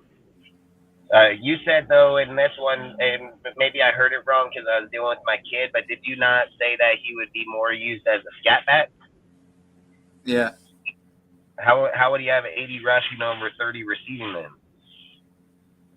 Nah, I said he'll get no more than 80. So, like, I'm suggesting, like, he'll probably get, like, 70 or something.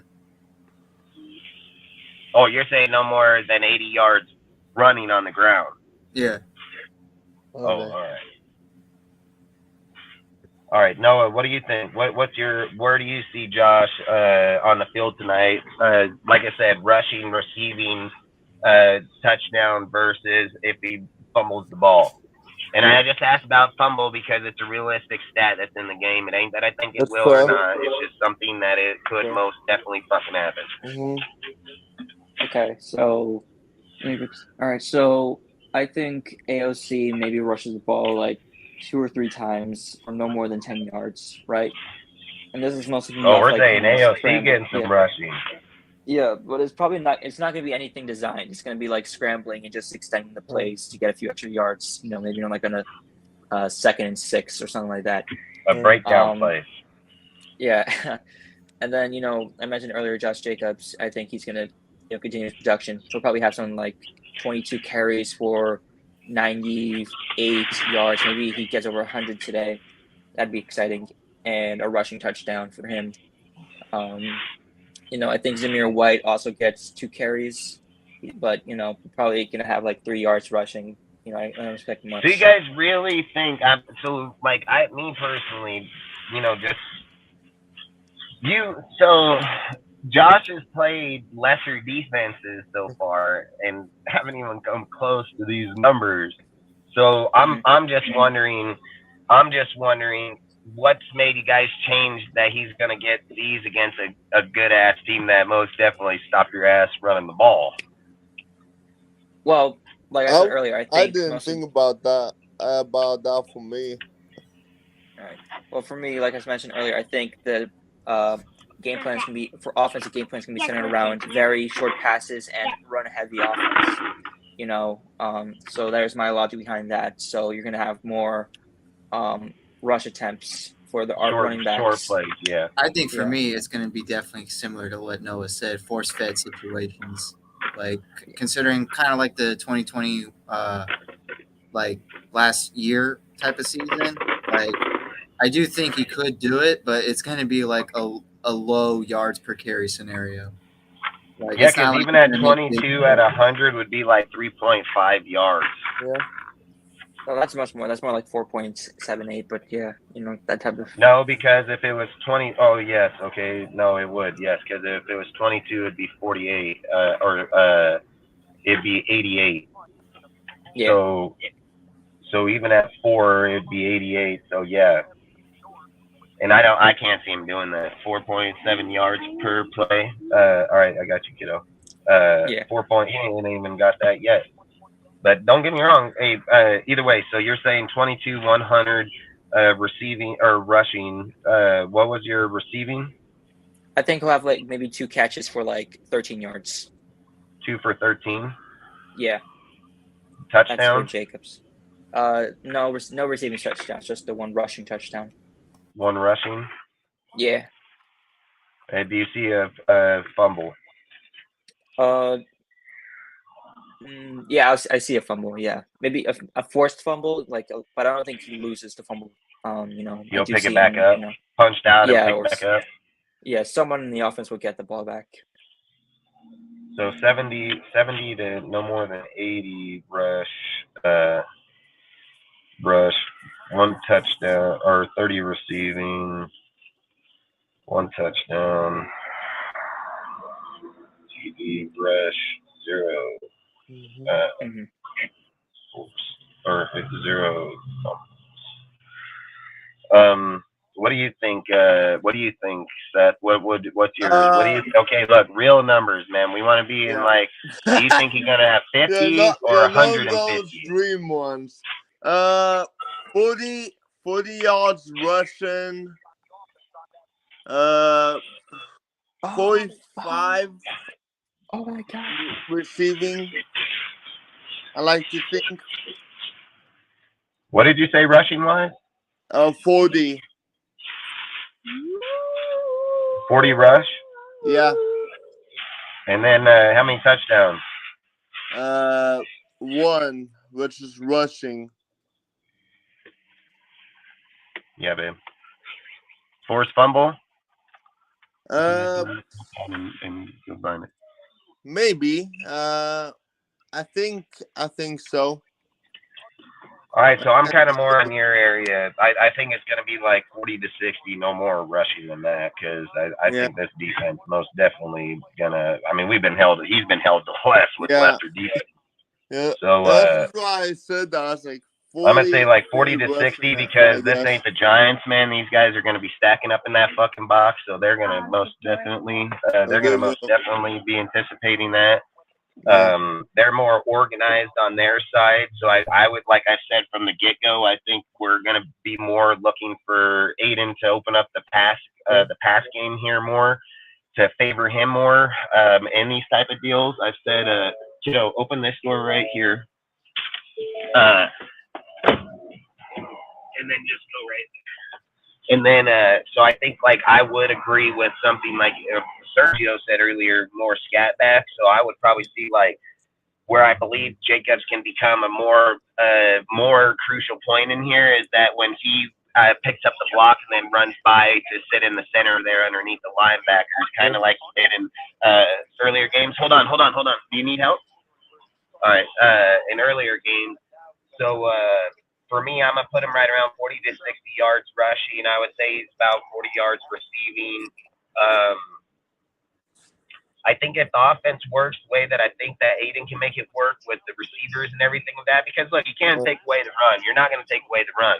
The thing that you got to just put into consideration is that you're not going to take away the run. So the odds are you're going to have to pick up. He's going to pick up short plays, 1 and 2 yards, 3, maybe a 5 yard. But to sit here and say like he's just going to break out and go 100 yards off of him up the gut, I mean, oh man, that's tough as hell to even imply that. We've played less defenses that weren't even as good as this defense, and Jacobs didn't even come close to those yards. So for me, I get the hype about, you know, the offensive. The line's the line. There's nothing that changed in the line. The players are the players. So they've shown that they've had good games on weak teams, and they've shown themselves getting just totally humiliated on a fucking better team, against a better team. So for me, I'm just going to be in the reality of the conversation because I think coaching is only going to coach up to so far. So I think if we're just being honest, I'm going to say 60 yards, man, for me. My apologies. I've said that I think I'm depending more on Aiden's arm today on the offensive side, even with the defense. And I don't care if Sauce and them, this is why people like Sauce would get exposed against good receivers. Yeah, dude, against good receivers that we have on ours. And it's not just one. No. Sit right here, chill. The thing is that you can move down the line of receivers on our team. So it's not like but you're just like, oh, it has to be Adams or Jacoby. It could be Renfro. It could be Tucker. It can be Carter. You got a line of fucking receivers. So that shit can be changed at any given time to whoever's going to get force-fed the ball.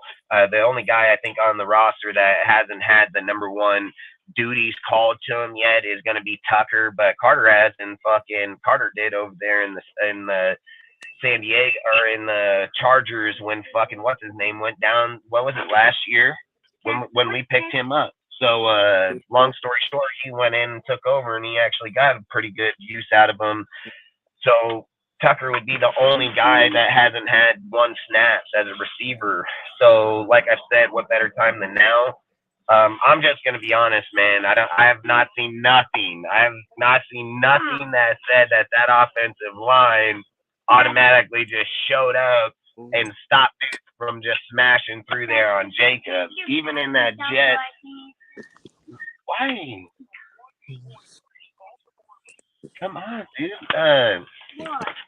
So I'm just gonna say, for me, that's where I'm at. And then outside of that, fucking, I would say 40 to 60 rushing, and then I would say maybe another 30 to 40 receiving.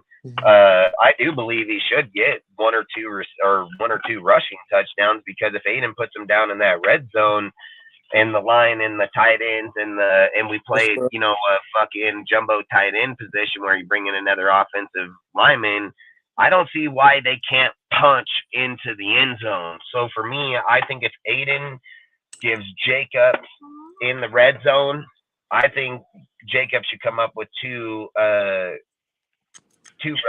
touchdowns for sure. I mean, in my receiving, we all know this motherfucker ain't got fucking one yet. So and I think that's where I think how Aiden can make Jacobs relevant again is putting him down into the red zone and letting Jacobs pick up yardage there than asking Jacobs to go pick up yardage around the whole field. Because the reality is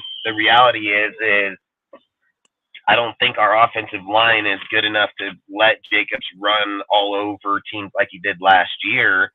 So I think if you're just going to be honest to the team, it would probably make more sense to beat on your line is if you're inside the red zone. So for me, that's what I would anticipate. Don't mean I'm right, don't mean I'm wrong or not. It don't mean anybody's right or wrong. I just say that's my opinion, what I think the Jets can most definitely do to Josh. So going with you, Sergio, what do you think with Adams? Or let's take 1 second and just read some of these comments real quick, man. My bad, and then we'll hop back to you real quick. All right. I don't want to read any Adams comments right yet. Zach Wilson is going to play poorly, which gives the Raiders a win. I'm not going to lie. I hope he does for sure. I could see him going for 300 touchdowns. I mean, he did that already, so you're right. Fucking Figs. I mean, most definitely I can see that too. I want to see Aiden score a touchdown, which is something we're going to talk about here after this segment. AOC 1 touchdown, 4 Carlson field goals, Raiders 20 to 17 win. That'd be nice, man. I mean, that's where I put us 17, 14, 20, 17. Give him Brady stock. So yeah, I would too. Fucking fast. AOC will get humbled today by the Raiders defense. Wins the day. So you think that the Raiders defense is going to win today's game? He plays for his team, which is a rare trait these days. That is facts, man. I mean, that's facts. I mean, that's 100. And I think he's talking about Aiden playing on for who he is. As good as the Jets defense is, the Jets offense is that bad. The Raiders offense played better with play action first, shotgun. Play action on the Giants versus play action on the Jets will get your ass sacked 10 yards behind the fucking line. There's a big old difference going to happen right there. Hey, Savannah, if you want to open up the door right there and look for rocks right there, you can. Do not fucking go at the end of my truck. Don't move from that door. But I can go right by that damn door where I can watch you right fucking here. Right here? Yeah, right fucking here. Or if I can go right here. Then open both doors. But long story short, freaking So I think that would be a big problem against the Jets. Is the Jets are just more rounded defense. So I don't think you want to get caught thinking play action will kill your ass if you got a good defense on the other side of you. I mean, they'll read right through that shit in a heartbeat. So you most definitely don't want to go suck a motherfucker yourself like that. And then this upcoming draft is pretty interesting. Lots of natural-born Raiders to be found. Could be legendary with all of the older prospects coming out from the COVID effect. That is facts, dude. I mean, I'm not gonna lie. I'd love to get fucking Marvin Harris Jr. Man, like I'm not even gonna lie to you. I'd love somehow to get that fucking guy, man. But at least Bo as OC listens to the players burst shit nuts that says run the play. You know, I'm not gonna lie, Jack. I do agree with that, and I do like that about I do like that with fucking Bo. So we're just gonna have to see if he stays honest to that, man, and that's gonna matter. So I wish we can go back to time and keep Rich as head coach and Carr. That'd be Rich. I've said that Rich had success because of Gruden, and I don't want people to confuse that. If Rich got that team in year one, he wouldn't have had the same success. The reason Rich Bisaccia had as much success he did is because Gruden went through 4 years of tearing the team down, building it, and going through there. I agree with you on the fact that, you know, Carr did know that offense 100%. So unless you're just basing your team ran through Carr's offense and you're going to have Rich as fucking another cheerleader, but I would not do that, in my opinion. Like, I'd just be 100% with you. I would not, and I wouldn't hire Rich. I appreciate what Rich did for the team, but it's something that you got to keep in mind, just like right now. If we were to start this season over, AP doesn't even get considered for a head coaching job. And if we started the season over the year that Rich got there, he wouldn't have had a head coaching job. We can't confuse how the guys got into that position. So for people that want to be blind to all that, that's fine. I get it. I've always said I don't just go by an individual's name. I don't jock people. I sure in the fuck don't discredit credibility where it's most definitely fucking owed and deserved. So these guys wouldn't even be in those fucking spots, not in any way, shape, or form. So again, I'm not blind to it. So for me, I would pass on that one. Which name says Ziegler's draft was okay, depth only, which was need my QB. Why not Carter versus Wilson? Whereas Young in the third. Nice, sweet. That looks beautiful. I like Bennett. Wilson's going to show up, man. And then I don't want to hear people sitting there talking about Wilson not showing up. Wilson had one of the worst fucking foot injuries in all football, let alone in somebody's career. Had 0 off-season, 0 OTAs, 0 preseason, and then act like he's just going to come out and take those snaps. So Wilson's going to show up, man. I mean, there's no doubt. And he's already showing a burst of it now. So I don't want to hear people next year. I've always said I'm a keep receipts. I ain't going to hear motherfuckers be like, oh, yeah, I knew Wilson was going to be good. Yeah, all right, sure. I fucking bet. Yeah, that's, you know, people sit here, you got those crackers and crackers. I've said it that open up over there. There should be one more. Pick up that bag. Huh? Well, then we'll go in a minute. Let's review the footage, guys. My point is that even Khalil Mack got drafted, dude. He was the 4th overall pick in that season, dude. We only had 4 fucking do your thing. I'm doing mine. He only had 4 sacks in his whole fucking rookie deal. So I hate how people look at players or talk about them. It's just like I said about when people are going to judge AP. You can judge him by one game all you want, dude. It's not how it works. I mean, it doesn't matter. Von Miller. I mean, we can go over great fucking players that didn't show up in year one. It has jack shit to do with anything. Like, sometimes it just gets annoying because just because one guy comes out and has a good year doesn't mean every guy that takes the fucking deal is going to be that way too. So either way, like I said, if we get next year and fucking he don't show up whatsoever, I would have that conversation then about being a bust. Expect Mayer to have an input on that. I think so too. I think if we're talking about tight end Mayer, 100%, because I think he would too. Graham needs to put 8 in the box, stop the run. Hell, fuck, I don't know. Even as dink ass is fucking Zach Wilson is, he still got the speed ass receiver on the opposite of, he got Jermo over there. I mean, what's his name? Oh man, what's the other guy's name that's on the opposite side of Wilson, dude? Fucking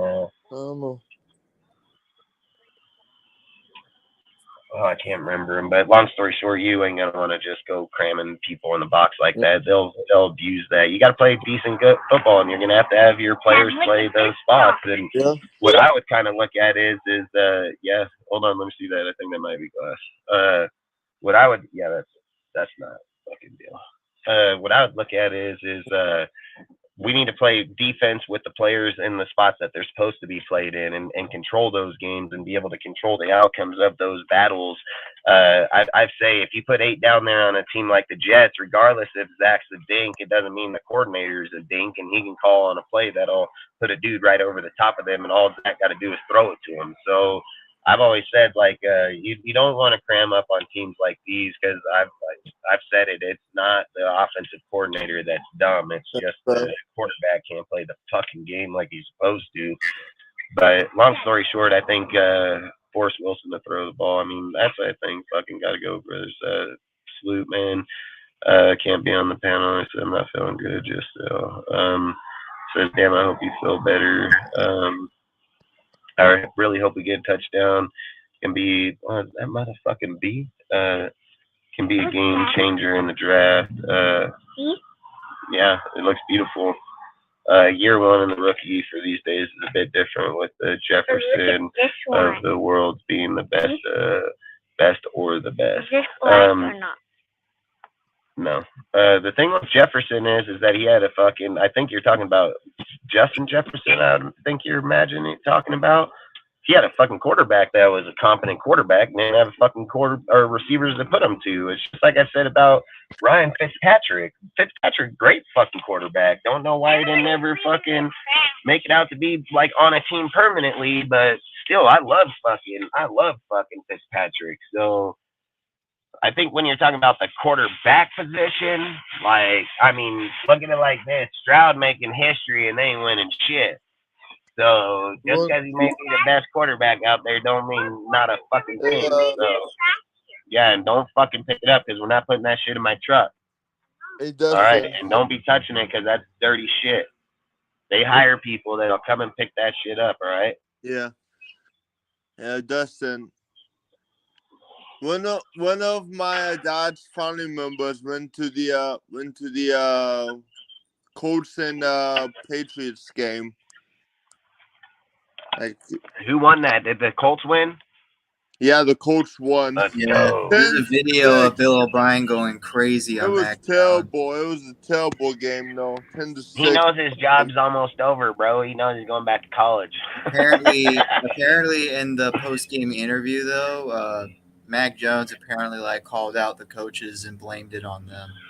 Hey, I ain't gonna lie. I said that they're about to get a new quarterback in New England, and their OC back there. Watch, dude. Fucking. You know, Gronk said something too about this the other day, and this could be very, very true, man. Gronk said that Josh as an OC is a really good up-tempo dude, shows up to work all the time, happy, fucking got people thriving. He made a valid point that he don't think that Josh is the head coach material-wise, because he might be a guy that just gets under pressure too much and then confines himself in certain areas and don't allow himself to bring in advice from other people.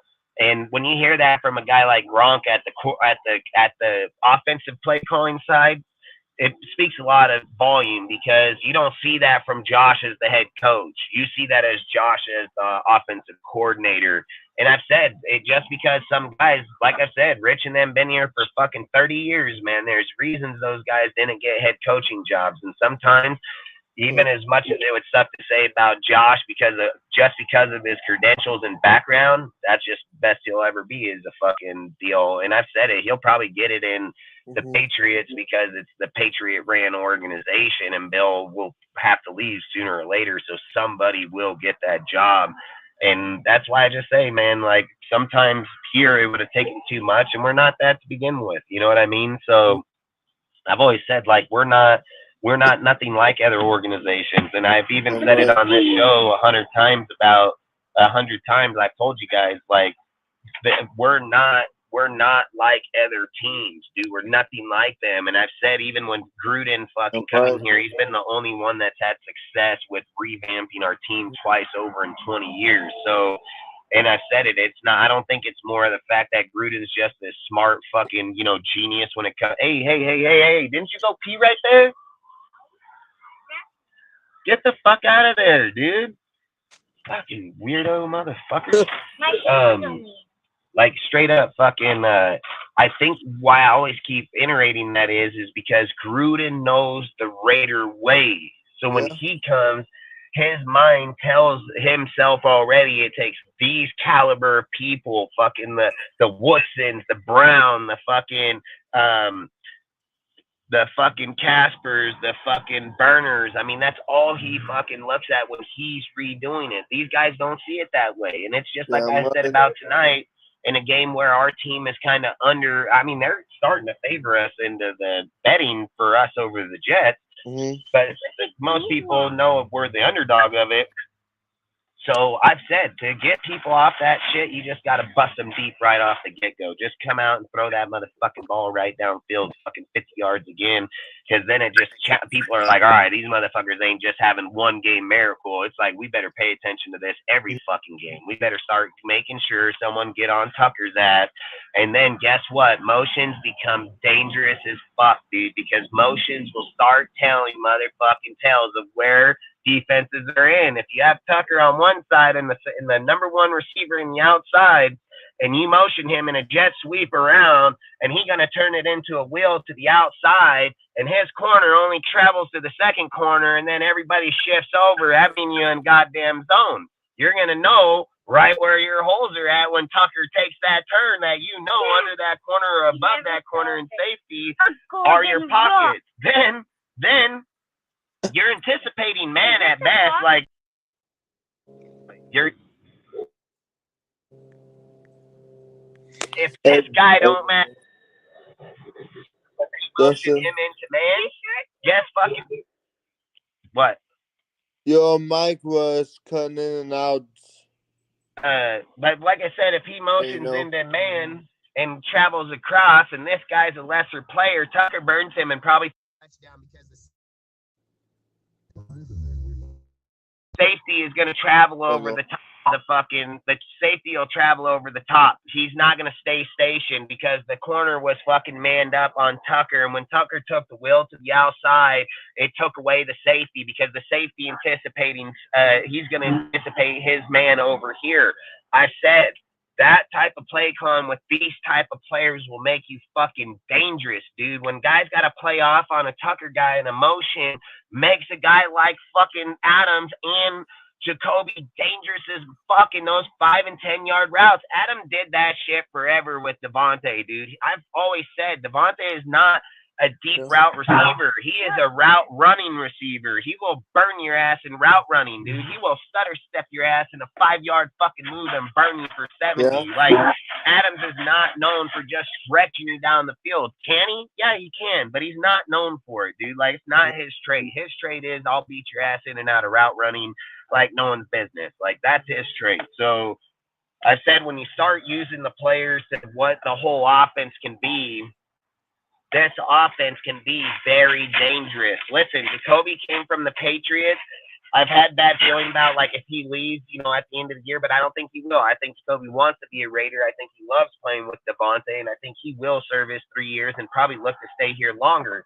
Then that speaks massive volume. That speaks massive volume because you got to look at how he got Mayer. Mayer was implied to stay in the Patriots, and he even said that he was offered other contracts, but he came here because Devontae was here, and because fucking Josh McDaniels was here. So he came because he liked his play calling. He made him good. He made him a great player. That's why he did it.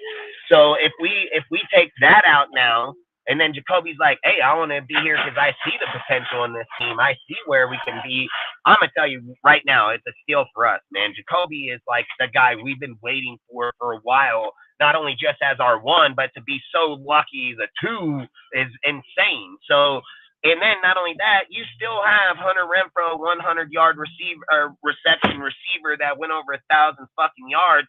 So if the right guy gets on him, he's gonna get fed to the same way. So I'm telling you, this team is very dangerous across the board on player talent, route running, the way that they can move the ball on teams like this. It's up to Aiden to see that. It's up to Aiden that can identify those things just like Carr fucking did in certain things. The thing we're gonna ask of Aiden not to do of what Carr did is throw the fucking ball away on fourth down. Is to throw it away on fourth down. What are you doing? Huh? All right, I'll close it. Give me 1 second. And don't put your hand up there because I don't want your hand. Yep, good job. But that's things that we want Carr or Aiden to do, which we. Huh? I need to go poop. All right, we'll walk in 1 second, okay? I'll let them talk. I'll let them talk, and we'll go in. After we go in there to go potty. Not right now, man. I know that's all you want to go in there for is to go fucking buy shit. I've told you we are not buying shit right now. No, now sit down and play your shit. Quit acting like you're just. I hate that shit. Freaking. All right. I'll take you in 1 minute, okay? And then, but that's why I say Aiden needs to identify those type of things which Carr wasn't able to, and not that he couldn't, he did due to just not to the level. So again, like I said, man, I'm excited for this game. I said this was a game I was looking forward to, just like I said that Detroit game would have been the same fucking deal.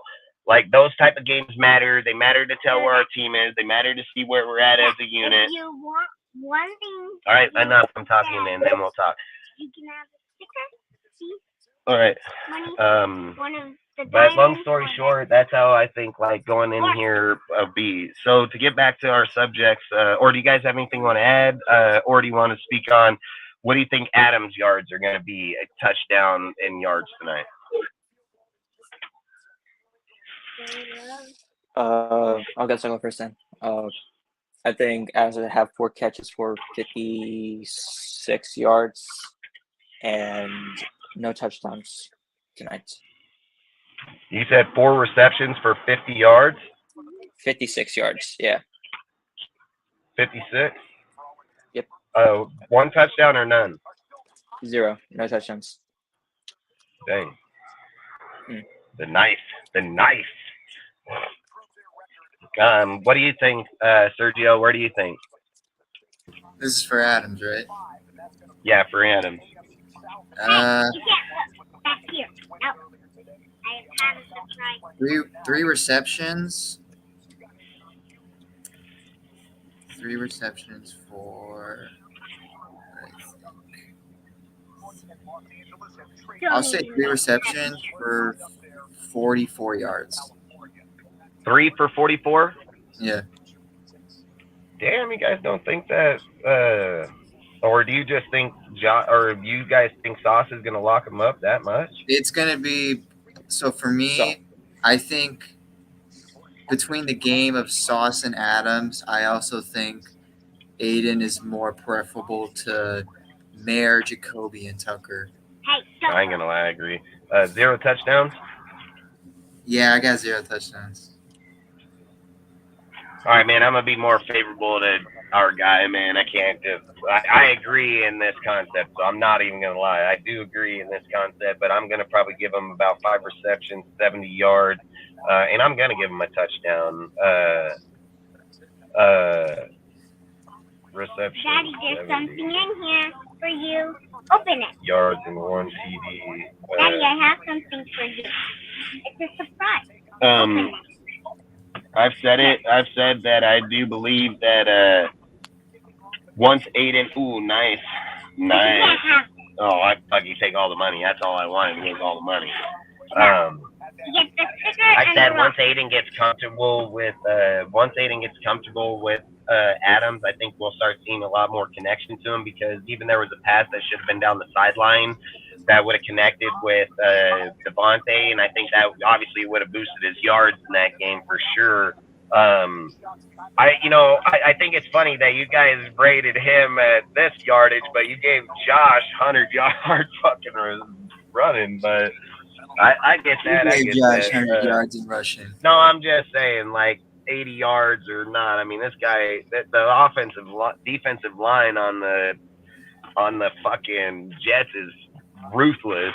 So like, I just think that's crazy. But no, I think fucking you're probably right. 3 for 44, 4 for 56, 0 touchdowns. It's been a few games without Devontae getting the touchdown, and I will favor Jacoby more in this game, which that's where I was kind of leading towards too. I think Jacoby, like, all right, we'll go with you guys. What do you guys, Sergio, what do you think Jacoby will end up in this game?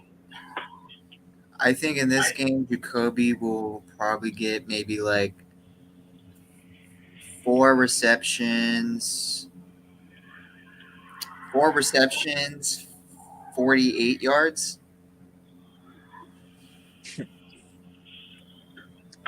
4 receptions, 48, no touchdown. Yeah, I got no touchdowns. Boy, I can't wait till we get to the end of it. What do you think, Noah? Yeah, I was thinking the same yardage, 48 yards and no touchdowns, but 5 catches. 48 yards, 0 TDs, on 5 receptions? Yeah, 5 receptions.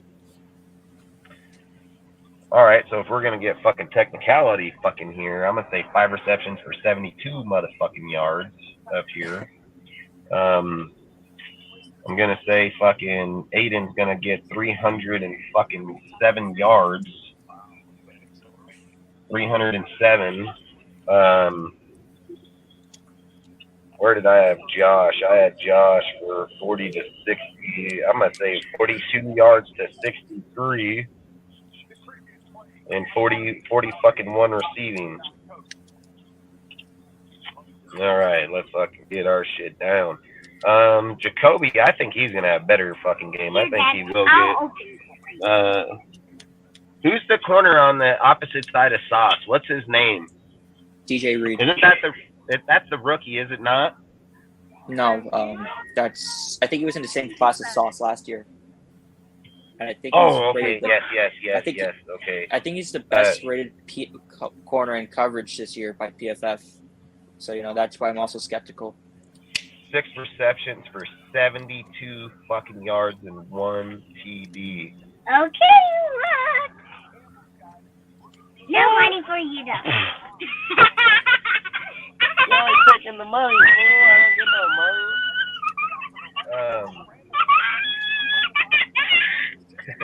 This kid, I swear. All right, let's see what some of these guys got going on here. Let's see what they got going. Rookie these days, Jefferson. I just meant rookies are more developed today than even just 10 years ago. That is fact. That pass from Mac Jones was completely way off today. If you're talking about the play at the end of the game, that was fucking Zeppy, dude, when he fucking spiked that fucker and threw it. That was Zeppy that did that. But maybe if there was another one with Jones I didn't see, I might be wrong. Gronk's insight makes a lot of sense. I mean, Gronk, like I said, I mean, you got to go by what they've had success with, dude. And I've said it, the guy didn't just automatically forget what he was doing.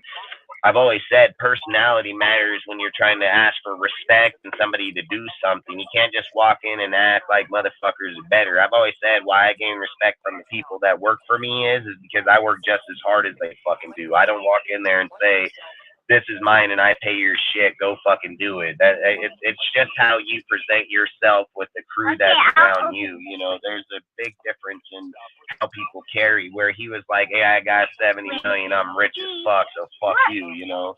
Nothing. What the hell? Black Sheep says Block Sheep, is that Block Sheep? 2 receptions for 100 and 2 touchdowns. Nice. Is that Jacoby or is that for Devontae? 7 receptions for 100 and 2 touchdowns. That'd be nice, man. I mean, listen, dude, he can most definitely do. Either one of them can probably do it on this team. Aiden will hit Adams on the sidelines in some 2-minute drill. Hey, I'd be fire, man. Will a jet sweep land? You ready? Will a jet sweep land again? All All right, Look at so your watch. all right, let's see. Peanuts over here, man. Devontae, that'll be nice, bro. That'd be nice if he hops off at 7 receptions for a hundo. Look, I'm with you. I just think Jacoby because I think that's more from Sauce over here with Adams. So I agree. But look, it could be Renfro. It could be one of these guys are going to get free today as long as they didn't get him and beat him. So Mayer,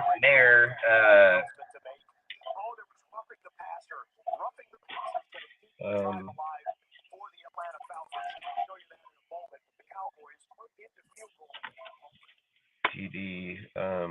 That's funny as hell because I have Jacoby and Myers or Adams having the exact same fucking deal, and I'm not changing it. Fuck it, that's what I'm gonna do. All right, so here's the next one. What do you guys think about Mayer, the tight end?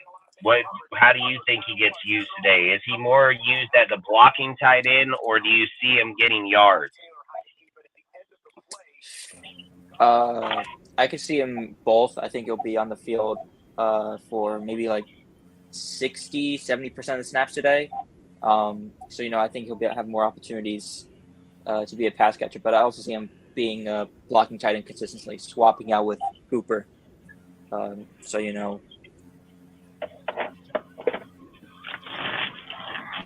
Yardage and touchdowns. So, believe it or not, I just have a feeling for this game. Give me for Mayer. Why did you just walk right in my 5 receptions. Give me 5 receptions for 60 yards, and I think he's going to get a touchdown. 5 receptions, 50 yards. Yeah, and I think he's going to get a touchdown. Ooh, a TD, huh?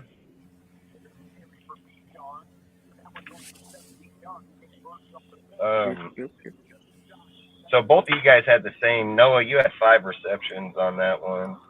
Sergio had 4. Sergio, what's yours? For who? For Mayer, the tight end. Yeah, I said 5 receptions, 60 yards, and a touchdown. You said 5 receptions, 60? Yeah. 60 yards and a touchdown? Yeah, for Mayer. That we're talking about the tight end, right? Yeah.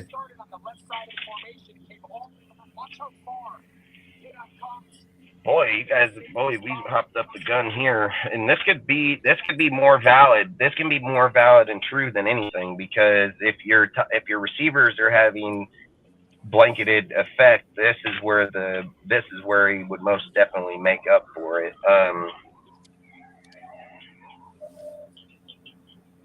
What's Mayer's best game been? 70 yards? I think he has 6 receptions, 72 yards against the Packers, I think, something like that. Or was it Chargers? I don't know. It was one of those weeks. His best game. It was the Lions, wasn't it? Against the Lions? His best game was against New England. It was 5 receptions. Or New England, yeah. 5 receptions for 75 yards. Yeah, because he got down the sideline on some of those. He blew it out. 5 for 70. Ooh, boy, man, he got my number too, man. So I don't know. Okay, you ready? I'm gonna do 5 receptions. No money for you though. What? Yes, no money. I got all 50, that. I'll do 58 Look how much money I yards, got 1 for you. touchdown. Dad, look how much money I got for you. No money though. So Can't I'm have putting us at. I might have to change my score here.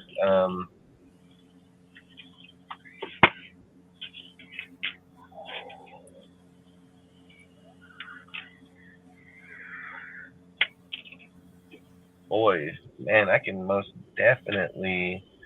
So here's the real question to the whole thing, okay? I guess it's nice when you do the little stats with people like this, right? But we got to ask one major question.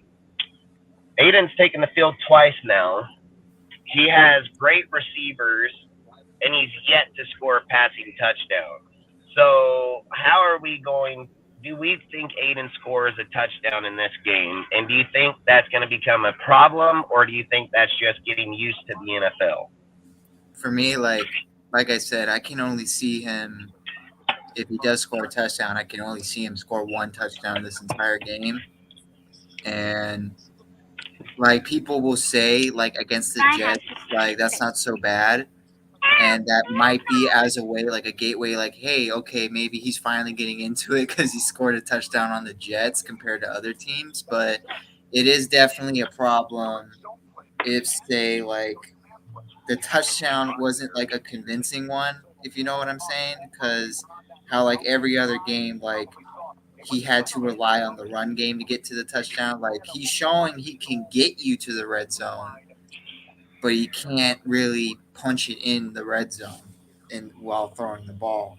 And with these other teams coming up, that's going to definitely be a huge problem.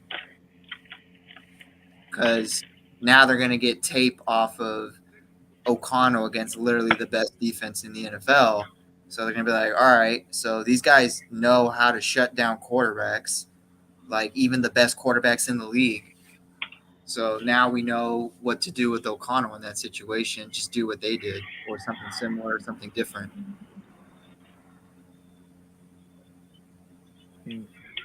Very, very true. Very true. You have anything you want to add to it, Noah? Or? Yeah, like you said earlier, he's a 4th-round rookie. His graded coming out of Purdue was that he would be a backup, at best. But obviously starting now, so I don't really think it's concerning that our realistically our backup QB or backup talent QB hasn't really thrown a touchdown yet. But he's done things that makes people see him as more than a backup QB. For example, the throw last week to Trey Tucker was a money shot. And he had some good throws in the Chargers game as well, even though he's being pressured all game. If Mayer hits, or if Aiden hits Mayer in stride of that play, that's a touchdown. Do you agree or no? Yeah, if Tucker doesn't dive after that play, if he has a little bit of boost left on that throw from AOC, that's a TD easily. But that's just how the game rolls sometimes. It was a bit, still a dot, whether you want to do hypotheticals or not. But, it's not really concerning that he hasn't thrown a touchdown yet. Although I do expect, him to at least try get another passing touchdown this week. That's why I picked Mayer to have the receiving touchdown. So, I do expect his first passing touchdown this week. Nice. I did change my Mayer touchdown, so I'm not going to give him a touchdown. I'm going to give Jacoby, I'm going to give Devontae, and I'm going to give Josh. I think that we can see 3. But, man, that's going to change my whole deal, okay? Because so then here's the next question I think you got to ask yourself, right? We are limiting Aiden because of the team he's playing, right? Would we all agree that we think that the defense for the Jets is that good? Do we agree or disagree? Yeah. So how would this speak for Aiden? How would this speak for Aiden and Bo if they come out and put up 28 points in this game?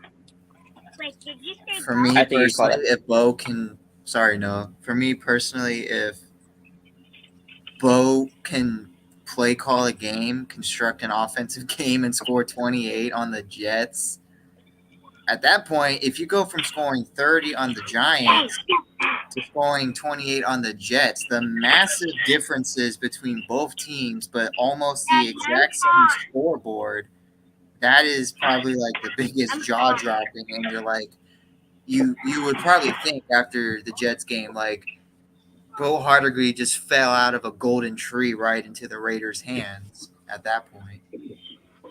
That'd be facts. That would be so facts. What do you think, Noah? What's your take? Yeah, that'd be, if we drop 28 on the Jets, you could consider that a breakout game, not only for AOC, but also for Bo Hardegree. He's kind of been stuck as the the QB coach behind McDaniels for the entire time. And again, I just saw the Giants get safetied by the Cowboys, so that just distracted me for Zach. Okay. So if they drop 28 on the 28 on the Jets, it's a big 24 to 28. Let's just say 24 to 28, right in there. Well, so 28 points on the Jets we dropped, I'd be elated. Even if we allow 24 points to Zach Wilson, we know that he still has that talent. We saw it against Kansas City where he basically outplayed Mahomes. Or we played when they played KC on Monday Night Football like a month ago. So he has the talent to do it. It wouldn't be shocking, but it's not expected. Yeah, you're just it's like I said earlier. It's just which one are you getting? Like that's the worst thing about him. Which one's showing up? Yeah, but nevertheless, 28 points on the Jets. You better be excited for something like that to happen, especially with their defense and their special teams. You best be excited. So let's say that the score is 17, 24, or 28 points Raiders. How would you look at that game? What would the score be? 17, the Jets, 24 or 28 for the Raiders.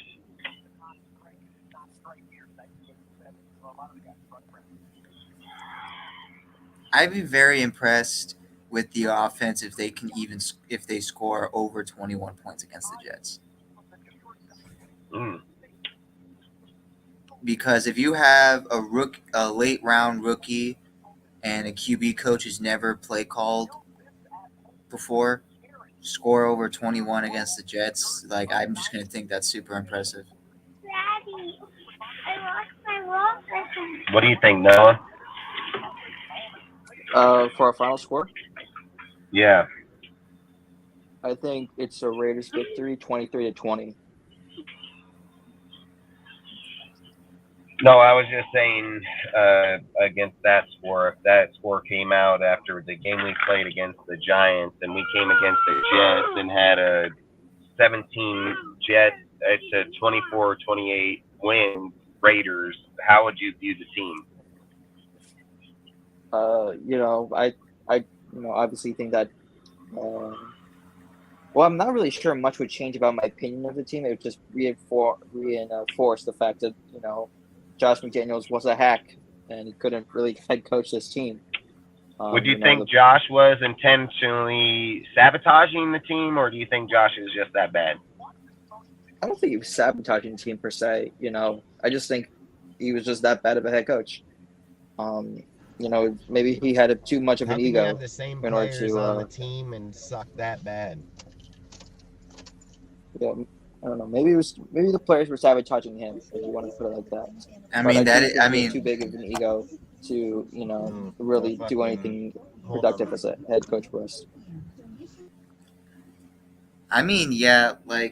There are some major key points that I don't like about McDaniels, and there's also key points that I do like about McDaniels as a head coach.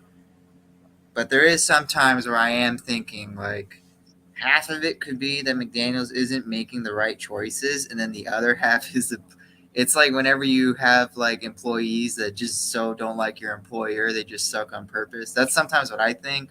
But then other times I think McDaniels just made a lot of bad decisions that cost him that. It's half and half for me. Yeah, because I would think there's something massively on. So here's the real question I think Raider Nation needs to answer before we get to the game, so then we know how it'll be in the end. And this is real conversation. Do you think that the game that we had against the Giants is a fluke and we're going to get our ass beat? It's just like the title of this deal right now.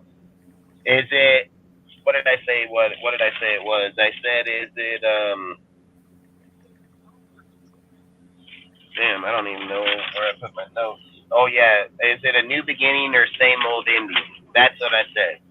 Is it a new beginning or same old ending? Because I've said this when people were talking about the Giants game, that I said statistics favor new coaches that take over an interim coaches to actually win the first game. So it's not uncommon. what would be the next question is do we revert back to us getting beat like we beat them? Like, that's the real question. So going into this game, one, do you guys think we will win this game? Do you guys think we'll win or lose? Win. You think it's a win? What do you think, Sergio? Win or loss? No, that was his phone. I think. Sorry, I'll come back to you guys in a moment. No, win or loss, real quick. I think we might lose.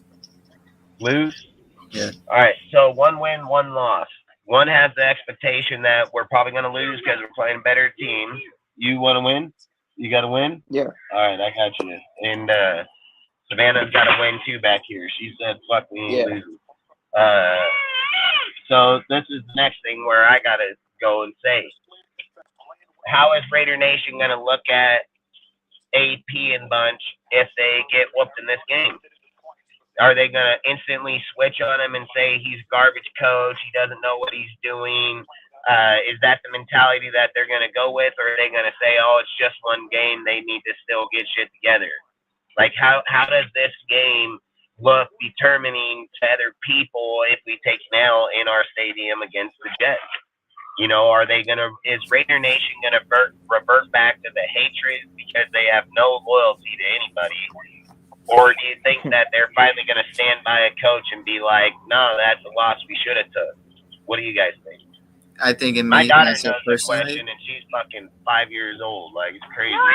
Oh, I'm sorry. I think in myself personally, I'm back. All right, I'm back, guys. But I think in myself personally, depending how we lose on this game, like the way I feel, like I agree with Dustin 100%. Like our fan base has to be one of the most bipolar fan bases because, like, I'm starting to put up head coach candidates for the team, not because I don't like Antonio Pierce or I don't believe in Antonio Pierce, but it is conversations that you do have to talk about for the team and all of the best candidates that could be or would be or will be available. And like hundreds of messages and comments that are like die hard and Antonio Pierce, like we have the head coach, he's going to be the head coach of the future, but you're just valuing that off of one game. And to say if the Jets blow us out, like say this game ends like 24 or 26 to like 3 or 26 to like 6, what's Raider Nation going to do? In my personal opinion, I feel like they're going to immediately turn on Antonio Pierce, immediately turn on the team and be like, yep, we still suck. F Pierce, F Kelly. It's going to happen. Like if that type of game happens. Now, say if we lose in a competitive game, I do think half of Raider Nation is going to be that way. The other half is still going to defend Antonio Pierce. If we win the game, though, every single person in Raider Nation is going to be ride or die for Antonio Pierce if we win. Damn right. And that's how it should be. And I agree with it. And then Antonio needs to take that adrenaline and run full bore and don't kick field goals in the end zone. He needs to go for touchdowns. Like, you got to ride that energy. And I'm going to tell you right now, and if you think I'm full of shit, watch if we take an L tonight. If Jim Harbaugh's numbers don't jump to like 3,000 for fucking the #1 candidate for the Raiders head coaching job, like I will mark anything out there right now. You think I'm full of shit? Pull up MGM right after if they take that L and watch you the #1 motherfucker going to be on that. You're going to see the talk shows be like, you know something. Michigan, the sporting beds know before anybody. The sporting beds know before anybody. I've always said if you want to know anything against anybody, just go to the sporting beds. Their odds are going to change right when it happens. And when a loss like this that matters, that's a significant loss, especially how the NFL views it against how that team is played. And if Aaron Rodgers got over there, like you're not even playing the best of them. You're just playing a shell of them. Aaron Rodgers makes that a guy like Wilson and them fucking dangerous. So we're not playing the quarterback of that team is how you got to look at it. So I think when NFL betting odds or things of them are going to look at that shit, they're going to say, nope, they're mediocre. They're not even compared to what they could be or who they really are. And then I've even spoke about it that you don't want to falsify the core of your team because when you get out of this year and you're thinking games like that, when you didn't even play the quarterback of that team, you falsify your team because you think you're better than what you really are. And then when a guy like Rodgers steps in there and has the base of his team playing the way they're going to slaughter you, dude. He's going to throw for 40 points, you know, like, and then those are just things I always say to stay aware of and stay on top of, you know. So for me, I've said it. I'm a stand by AP just like I did Josh, because I've always believed to stand by our coaches. It's just the motto I've always been until proven otherwise. But I've said it, if he takes an L tonight, the Raider Nation will shit on him instantly. There's not been a coach yet, not anybody, not Gruden him motherfucking self starting out. What did he start out, 4 or 5 wins and then got shit on right after? Like, nobody's loyal to anybody here. Like, they're only loyal to the guy there as long as that guy's winning. And the second he ain't winning, they say get rid of him because we can get somebody else. Because for whatever reason, the Raider Nation fan base thinks that for some reason we just had the most winningest coaches in life, you know. So I don't even know where they come up with this shit. But long story short, that's what's going to happen. And it's just like I've said, AP, I think if AP wants the job, like I've said, if you want to solidify to take this job, you can't kick field goals inside the 10. Like, any coach that has a contract will do that. When motherfuckers know that you're there to fight for every fucking last point on the field, that's different. They know why you want that job. They know that you deserve that job. You know, like, I've always said, guys that are comfortable are guys with contracts, man. You want to win over Raider Nation for good, you need to let them know that, hey, we're here to put the knife in your heart, bro, like, literally. And I've said it against a weak team like fucking New York, the Jets, dude, when we were down in that 10-yard line, we should have went for it, because all it shows is that, do you not have confidence in your defense? See, these are things I've never understood, right? In football, when the game's on the line or you're trying to get big game moments, not starting out, because I've never believed this starting out. That's why I believe in field goals starting out. Field goals matter. Points matter to start. But when you're in the fucking game, man, and you're in the third quarter, dude, and you're up fucking 24 fucking nothing, and I'm down here in the fucking 10-yard line, dude, and it's 3rd and fucking 10, and I'm a go for it, dude, and it says that it's 4th and fucking 6, 4th and 6, 4th and 4, I'm going for it, because it doesn't make sense for me to kick the field goal, then kick the ball off, you not accept it, and be on the 25-yard line out here. Fuck that shit. What I'm going to do is I'm going to pin your ass right here on this fucking goal line if we can't get in that bitch. So the odds are nice. But then the odds are, now their offense, 1, got to not get a safety because they're right there in the goddamn fucking end zone. 2, got to go 96 fucking yards downfield to go score a touchdown. See, I'm going to trap motherfuckers in there, because why? Already off the get-go, unless this guy got some massive balls, it's like 95% he's going to run that fucking ball, dude. Like, so you already control the first play in the fucking game to begin with, dude. Like, and then again, you can even play fucking 4-6 in there and keep your guy right off in the corner right there for your fucking goddamn corner. So, again, I've said, I think if you're trying to set statements, that's how you set statements. It's not about kicking field goals and giving a guy fucking 75 yards. I'm going to say, fuck that field goal. If I don't get it, you got to go 98 fucking yards. I do mostly agree. Like, if AP and Bo really want the job, like, AP or Bo, whoever's having conversations with the play callers, has got to tell them, like, listen, man, like, if we really want to, like, stay at this position, we might as well just go for it, because what do we got to lose at that point? Like, yeah, as a defensive guy, too, you're a defensive coach. So if you go for it, as the interim head coach, you're basically saying, I'm that confident in my defense getting a safety, but making sure you're not going to get past the 50-yard line. Facts. And that's when you start setting statements. That's when people like me don't question you not having a playbook. Because I'm sitting here, all right, we'll go 1 second. And that's when they say, like, that's when you start not questioning playbooks, him not having one. And that's my whole point. You have to stand out somewhere. You got to stand out somewhere, man. And if you're talking about you're the hoorah fucking guy behind it, what better place than there? Not only are you cheering up your offense to score the touchdown, but you're cheering up your defense to not let them get out of the fucking end zone if you give them the ball back. Like, watch your tablet for a minute, babe. I got this. We've been doing this for an hour. Yeah, so, I mean, like I've said, I think when you're trying, I think when you're trying to solidify those type of positions and the way that they got those positions, you gotta be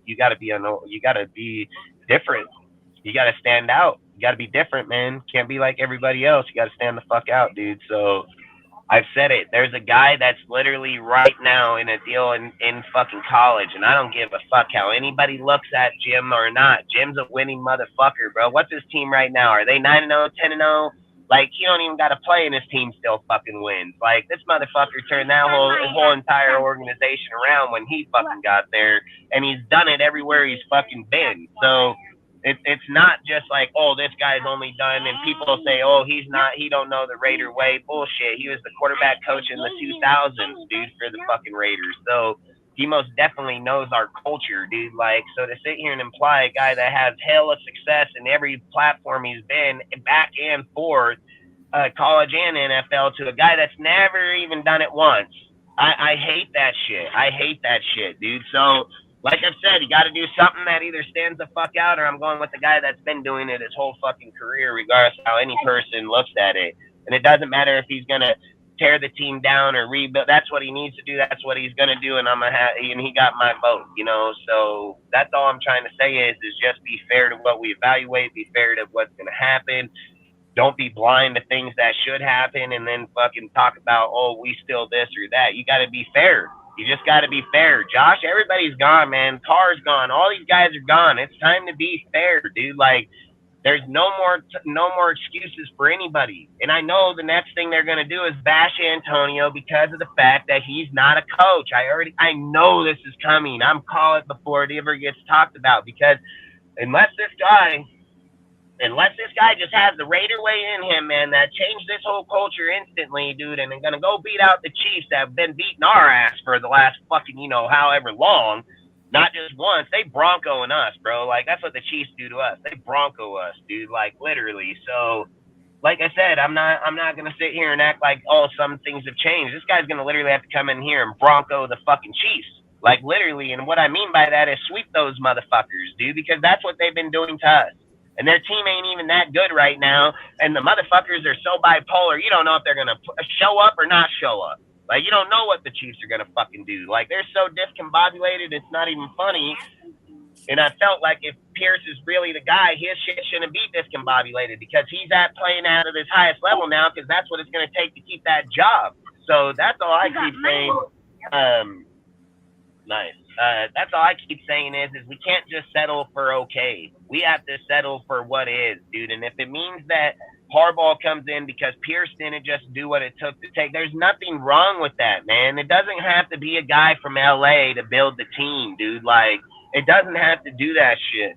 It needs to be a guy that has the fucking credentials to do it. That's the first part. That's most definitely the first part. And I've even said, like, this is where it gets dangerous. If AP goes out and wins out this year, does he get full control to break down the team to hit how he wants to build it? Does he get that say? Dude, does Mark tell AP, hey, you need to run with the same fucking players because that's why we gave you the job and that's the only way we're going to give you the job? Or does Mark say, hey, man, you showed us you earned the job at the end of the season. We want to give you a 3-year, $24 million contract. That's $8 million a year.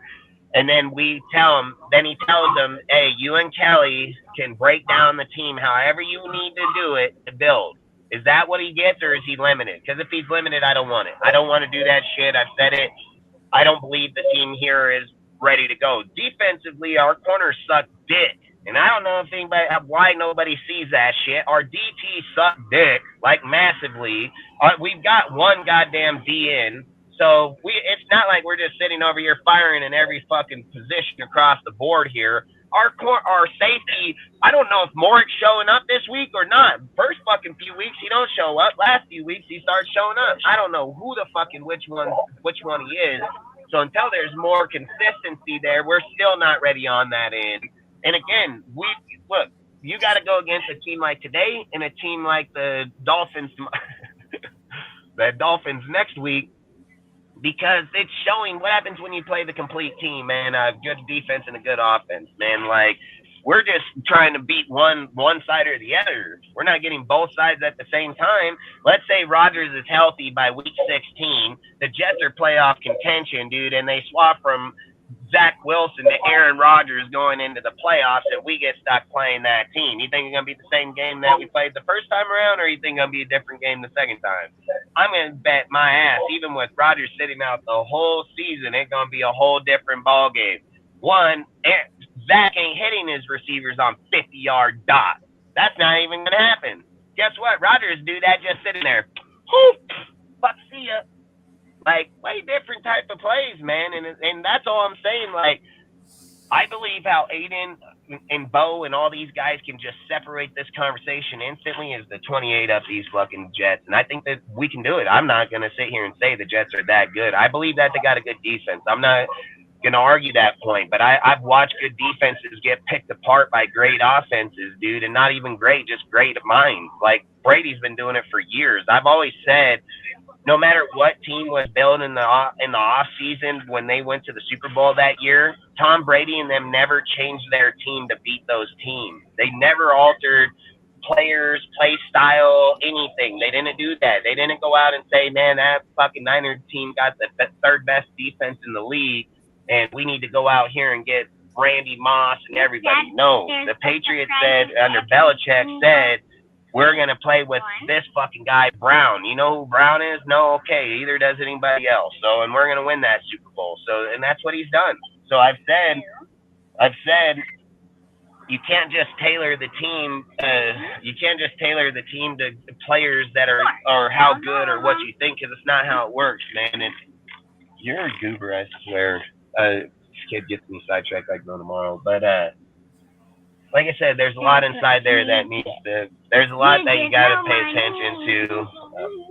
attention to, and be observant of, because when you're going forward and you're looking at those things, it doesn't matter, dude. I mean, Harbaugh is a winning motherfucker, so I don't even want to talk about Harbaugh now because we shouldn't. It's AP's team. He should be the one that leads this team. But I've said it. Don't be counterfeit Raider fans, dude, where you like the guy today and hate him tomorrow. Like, I hate that shit. Stand by your shit. Eat your crow if that's the way it is, because I've always said I keep receipts like a motherfucker. I keep an all deal. I got an Instagram that's flowing faster and shit, dude, and I hear everybody's comments all the way through that shit all day. And then dudes think that they're going to change up. You can't change up, man. You just got to take the ride the way it is. So I bring these points up in pre-games because these are valid points. I've said with Josh in today's game, there's nothing that's shown in that line that's changed. When defenses read Josh, his number's done. Like, that's been all year. And you're going to go against one of the best teams that do that shit. You know what I mean? So if we're talking about our backup player, or Luminor can play better left tackle than fucking Colton, that's crazy as hell, dude. Or even Parker, even implied Parker not even playing a snap, dude, you know? So, like I say, there's a lot, dude. There's a lot. So, but outside of it, what's your expectations for tonight's game, Sergio? Like, what do you see, and what are you hoping for our team going forward, like from today? That it goes all the way to the numbers. When that punt sailed into the end zone, I was like, he's going for the record. What punt? The Giants game after receiving a pressure. I think he was talking about AJ Cole, because AJ Cole set a record of the average. Like, oh yeah. No, you're right. Yeah, you're right. 100%. Fundo. So you know what? Let's not jump to the end real quick about what's the expectation. Here's a real question that I should ask. Do you think so what's your opinion on Patrick Graham's defense against Zach Wilson offense? What do you think's going to happen tonight? No. I think, in my personal opinion, Zach Wilson can run. And do you think it's a Giants type game, or do you think that our defense? So what I should ask to validate it is our defense going to check them like they did that Giants game, or is our defense going to play like, I don't know, fucking any other game, really? Fucking, Like, how do you see it? How do you see this game with that offense? Not defense, I just just offense. see it where Zach Wilson's most likely just gonna he's gonna run around, and Patrick Graham's defense can't stop quarterbacks that can scramble. And one thing I do know is we are always the type of team that whenever there's one player that is significantly getting bullied by the media for not playing so well, they automatically play well against us. Even if it's not even great, it's solid, at least for the game in any context. Wilson can throw 2 picks against us, but he could still maybe rush for 100 yards randomly. That's the type of game that you don't even know. And that's the game that we always deal ourselves with. So if I can say what I would think would happen tonight is basically Wilson's going to be able to run around. And when it comes to passing, maybe he's not going to be good in passing, but it might be enough for just them to barely beat us or beat us at a good margin. Can we go get some food? And for our defense, We're gonna get off. Max can do whatever he can. I'm pretty sure both their starting tackles on the Jets, both their starting tackles are out. I'm pretty sure is what I heard, right? For the Jets, they are? Yeah, that's what I heard. Both their starting tackles. Fuck, I didn't know that, man. I didn't know that.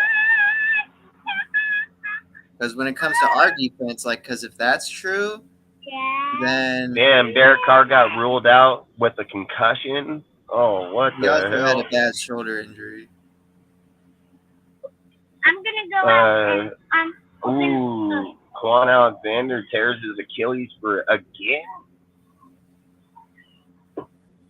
Woo! Hold on, man. We got to read some shit here. It says that the Packers and Steelers got into a boxing match. Dang, really? It says big Packers-Steelers fight. Scuffle breaks out after Jordan Love's game-stealing interception. Steelers linebacker tears Achilles. Fucking Quan Alexander out for the season. I think he already did it once. I think he did it when he was with the Niners. Says Browns comeback stun Ravens. Oh, that's some bullshit right there. 16 points in the fourth quarter helps Cleveland secure 33-31 win over division rivals. I lost that game. That's some bullshit. Texas walk-off Bengals. Shut the fuck up, dude. CJ Stroud leads game-winning drive to get big win over Joe Burrows, 30-27. Let's go, bro. Look, Daddy. These look like little sodas. No, don't be fucking with my batteries. What are the batteries for? Steelers beat Packers, what are the batteries 23-19. for? Tyreek reacts to OBJ celebration. Wild pick of Olave's touchdown. Dax game day fit. Fuck him. LeBron versus Al versus Blazers. Kyle's Fitz return. Yes. What are the batteries for? Jonathan Brooks will miss remainder of season. It says Texas star running back tears ACL. That's crazy, man. Oh yeah, and the Ravens choked a league against the Browns. I know, I can't believe that shit. Hey, okay, so do you have the scores for today's game? Can you bring them up, please? Yeah, I got them. Woo! The Niners beat the dog shit out of the Jags.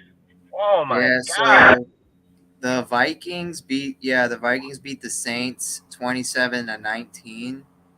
The game was 24-3 at one point. Niners beat the Jaguars. Did you say the Vikings won that game? Yeah. And who were they playing? The Saints. Ooh, nice. I picked that game. 49ers beat the Jaguars 34-3. Ravens had like a 19-point lead, but they choked and they lost to the Browns 33-31. Buccaneers beat the Titans 20-6.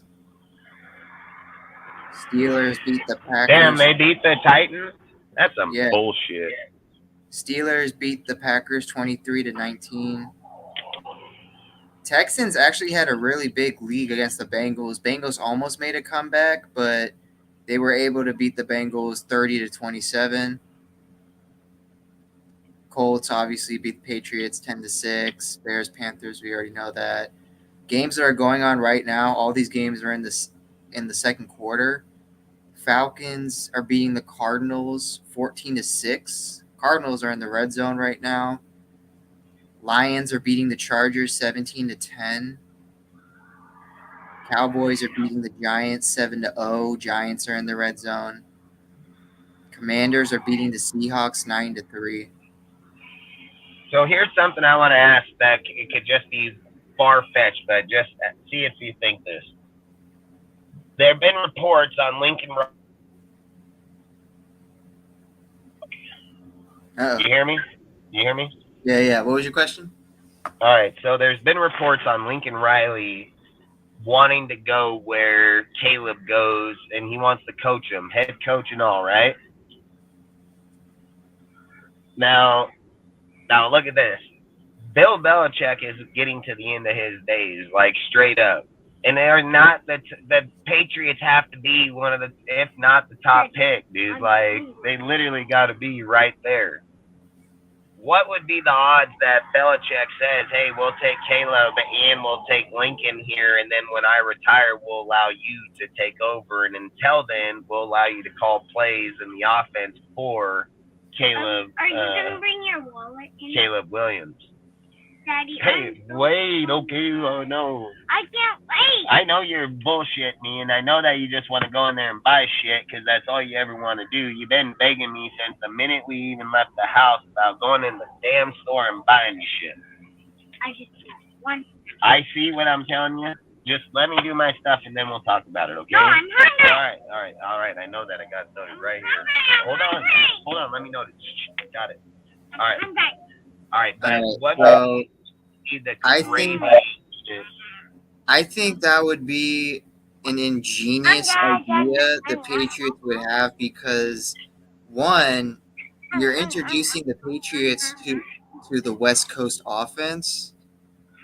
And not only that, you're introducing them to a modern West Coast offense.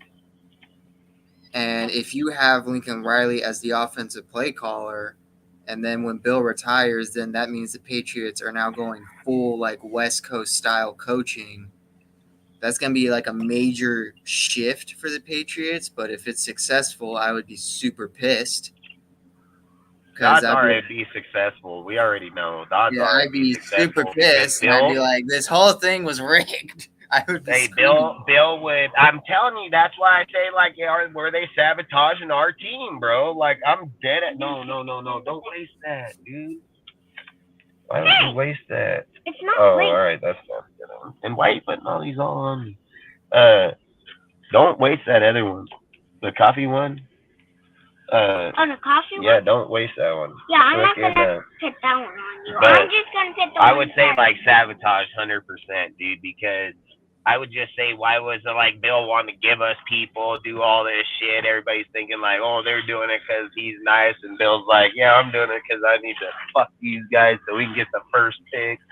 Like, I think it's crazy how far they've fallen off. And Bill O'Brien's not a bad play caller. That's one thing. Bill's goddamn Super Bowl with them calling plays. So I feel like so much things like sometimes are set up. And if that happened, because I've been thinking about it a lot, Bill's days are going to come to an end faster than people realize. Like, I would not be surprised, like, in the next few years, Bill's done playing calling football. And I've been thinking about it. Like, does Bill and them look at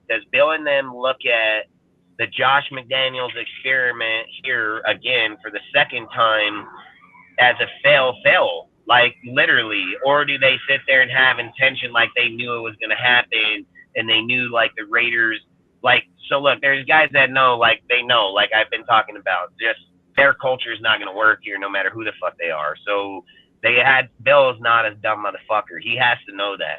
So that's why I keep sitting here thinking about it is like, what makes more sense if they were to fucking take Lincoln with fucking Caleb? And at first I wouldn't even have thought it would be possible, but the more and more the season's going on, it may be the Patriots with the #1 draft pick, dude, like literally. So I just keep thinking, and if you look at like Carolina, their pick goes to the Bears, and then like it just makes more sense more and more, and it almost makes more sense not to take Josh. Let Josh go to another organization and prove that and if I was Josh, he'd probably want to do that. Go to another organization, call plays for somebody else to prove that you don't need to be with Bill, like you don't need to be there. So he's got fucking $70-60 million, dude. Like he ain't got nothing to worry about. It's a lot of fucking money. So I think like that for me, that's how I would kind of go. But that Caleb and Lincoln over in the Patriots, I've thought about it the whole time. Bill's not gonna tell Lincoln he has to change or run his offense like the Patriot offense. What Bill's gonna say is this gonna be your team? Start putting your offense in this offense now. And you can't ask Caleb to be picked. You can't ask Caleb, stop putting all these stickers on me, please. Save your stickers. Why are you wasting them?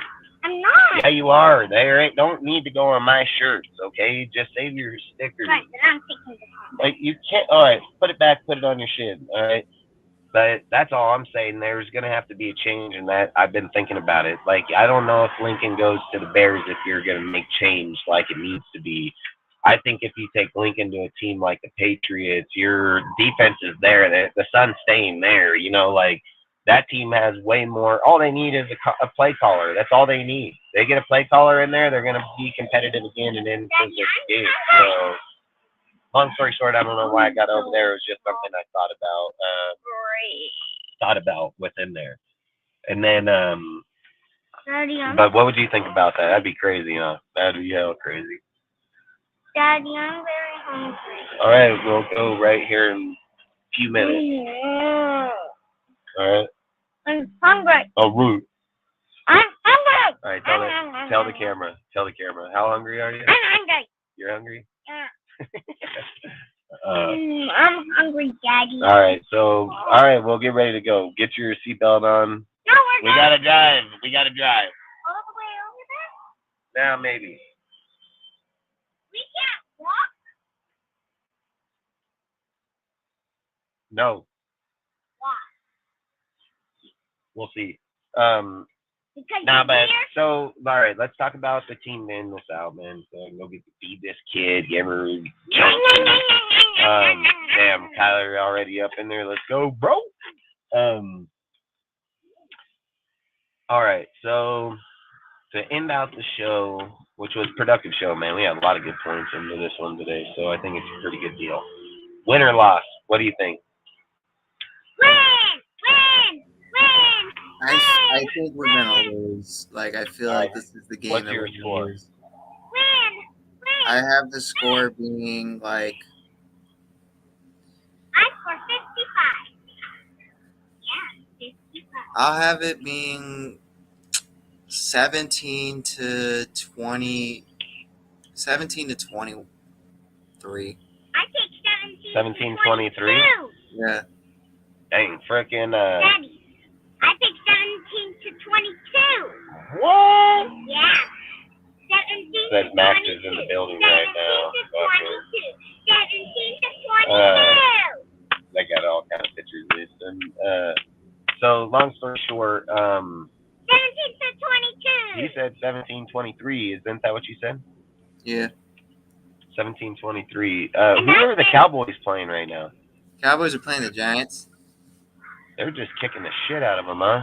Fucking. I said 17 and 22. Lions are beating the shit out of the Chargers. The score is 24 to 10. It's only the second quarter. I say 17-24, or I was saying 14-17, man. The more and more I think about it, dude, it's like I can see it, man. So I'm been wanting to change my pick because I think if this team's for real, if the energy's for real, this should be 24-17 Raiders, man. Like it should be 24-17 Raiders. If the energy isn't for real and our team isn't for real, I can see, like you're saying, I can see it the opposite way around. I can see us being 14 fucking points and them being fucking 24-28, you know? So I said it just depends on which side of this is the real deal. I think it's too early to tell. I think it's just going to be, like I just said, I can pick either which way and say I picked it. You know what I mean? I've said if the team's for real and Aiden and everybody's for real, ideal would be like a 14-17 because you would try to ground and pound the ball with Jacobs to control the clock. You're hoping for Aiden to see advantages in certain points to go get it on the board. Then you're relying on the defense because Zach Wilson sucks. So, I mean, you're trying to control that way, which seems the more logic way of why I think it'd be 17-14. For something I spoke on earlier in the day calm down, dude. Like I spoke on it earlier in the game or in the show is that Aiden was brought here for a reason, and there's numerous people that say that they feel like Josh was sabotaging Aiden himself. There's been a lot of scouts that's come out of recently. There's been people that's coming out in college saying that they don't understand why Aiden was the best quarterback in the preseason period. And not only did Aiden show that he can play the game at a very high level and see the game consistent, he's done it in Purdue where it was a failing area where he was at. He's made that place look really good with him. So there's a lot of people that are questioning Josh, as in, did Josh sabotage Aiden like to start out his career for Jimmy? For whatever reason it may be. And this is a game, like I said earlier, Aiden's had big games against teams like these. This ain't the first time. College or not, good defensive teams are good defensive teams. I mean, they're still played out the same way with player-wise and the way the game. Just one's NFL, one's college. And I'm not going to compare college to NFL, but at the point, in the moment, it's the same. It's the same. You're playing the toughest motherfuckers out there, period. And Aiden didn't bow down from them whatsoever. So I feel like watching the way Aiden played against that Giants game was a confidence game. You need that. Like, that's something Aiden needed. He needed to make sure, like, okay, I got the confidence to play here. And I think this game right here can make him where people say, hey, this guy's for fucking real. Like, this guy's for real. Because in a game where everybody thinks he would barely get by, if not get by, and he can go out and dissect that defense, dude, with the type of, he should be able to. It's not like he's doing this with fucking no Mac Hollins and no hands fucking Cole. You know, he ain't doing it with nobodies. He's doing this with some of the best in the NFL at this moment right now. So I said, I think this is a point where Aiden can most definitely make himself known. I think he can most definitely make Bo Hardegree known, which would be massive for Aiden, I think, because I think what a lot of people's success is, and just like I've spoke on this about pre-draft or redrafting, I've said this a hell of times, dude, and I never go back on it, and I 100% believe in it. The one thing I always say about when you do redrafts, I say that it's not going to work if that player goes somewhere. And why do I say it all the time? The reason I say it is, and you can go back and look up all my videos, see if I'm full of shit. I mean, Sergio, you'll know because I say this all the time. The reason when you redraft somebody and put them somewhere else, it's not about that player going to another organization and having the same success. A lot of times when that player is picked to a certain organization and the reason their success is as high as it is because there's a fucking coach there that those players gel with. And I've said Hardegree can be Aiden's why he was drafted here. It wasn't because of Josh, and it was because of Bo Hardegree. And a lot of guys times that's just in the QB position. So when they leave off the field, there's no more talking. There's nothing. He just gets talked to him when he comes back and after shit's over with.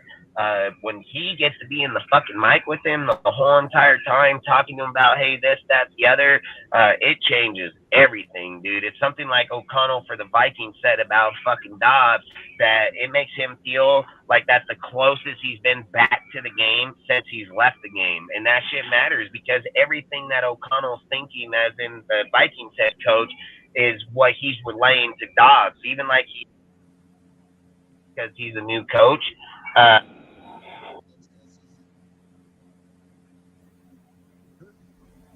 so they allow time when they come out of the huddle, they allow.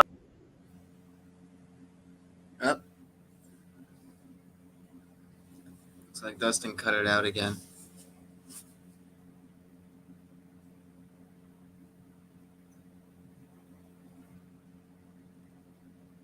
But yeah, I mean, to point it off for Dustin's point exactly, I mean, looks like he's coming back. Over here calling my damn phone and it fucking hang up my shit. But all I'm saying is that at the end of the day, I feel like at the end of the day, when you have the coach that can match well with the player, I think sometimes that's way overlooked and people don't see it how people should see it. You know what I mean? Like, that shit is massive, massive. And I think right now we're about to witness it, dude, because when Aiden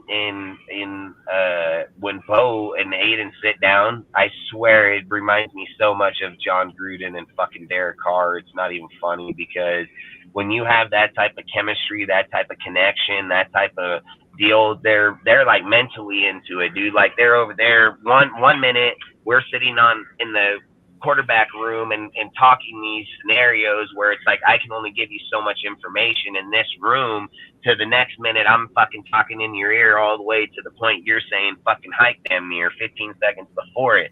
So I think that's massive. And I think when Aiden's sitting there in comfortability and he has this guy in his ear that's been giving him the right tips the whole time, it's different. When he has to go from what Bo Hardegree's telling him to having to trust Josh because he's the guy, I think sometimes that causes discombobulation because of the fact that Josh isn't in it for the reason that Bo is in it. Bo is in it to make him better, and Josh was in it to make himself better, you know, like, and all those things are going to start showing up, man. And it sucks to say it because I like Josh, but that's going to be the reality of what's going to happen. And he dug his own shit, and that's his own deal. It's going to make Josh look really bad when Aiden goes out here and slaughters out teams like today, if he can. And if he does that, dude, I've said it, dude, these guys were intentionally tanking, just like I said in week 2. What was our what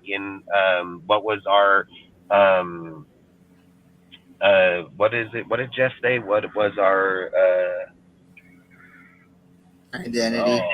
Identity, and I said fucking tanking, you know, because that's why I say, like, I don't know why I froze on that fucking word, but that's all I say is those are things that are going to come to fruition as we go forward and shit like that. And then again, if he did it, I don't know why, but it is what it is. I mean, I know why. I've said it. I said it from day one. It was because he had a John Gruden contract, so you can do that shit. You can tank out, get players, and then just show up at the end to keep your contract. Like, I said that the whole fucking time. So I get why he was doing it. It just backfired on him.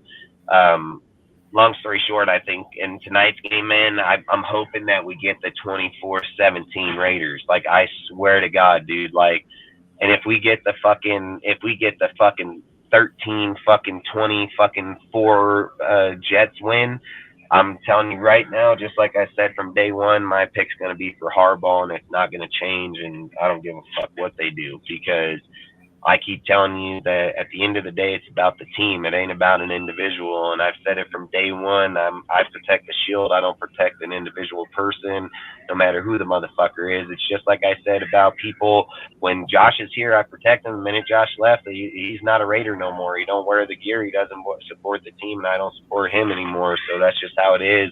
And I've always said I'm not going to support AP because he comes from my hometown or comes from where we're at. I've always said I wouldn't build a team by where people come from. I would pick those fuckers that are best suited regardless of where they come from all over the world. So for me, I've just said, like, I'm not blind to what's going on. I'm not blind to how the NFL works. I'm not blind to how many changes are going to make change at the end of this year. I'm not blind that AP doesn't have the resources that a Jim Harbaugh coming here does. Like, those, I'm not blind to those conversations. So I would just say I'm hoping this man the best. He shouldn't lay up even in the end zone. If it's in the 10-yard, man, and he can score a touchdown, I don't care if it's 4th down, he needs to go for it, dude. You have nothing to lose, man. Make that offense go 95 fucking yards, dude. Like, that'll just show our defense is the defense everybody's claiming it is if they don't let them go 95 yards. You know what I mean? Like, you kick a field goal and give them fucking 75, the odds are now we got 3, they got 7. You know, like, fuck that shit. So I've said it. Make those motherfuckers earn that money, dude. Make them challenge to play the game the way it should be fucking played against good teams. So if I was the Niners, in Philly, I'd laugh at every team every time I was in the goal line. Every time I was in the 10-yard line, I'd laugh. I'd send my players out there because it'd be a mind psych every time. Because when my players go out there, they're laughing at these motherfuckers, and then those guys are gonna be like, "Why you laughing, motherfucker?" Because I'm gonna be like, "We're going for it on 4th down, and you're gonna have to go 95 if we don't get it." That's what I'm gonna tell them straight up.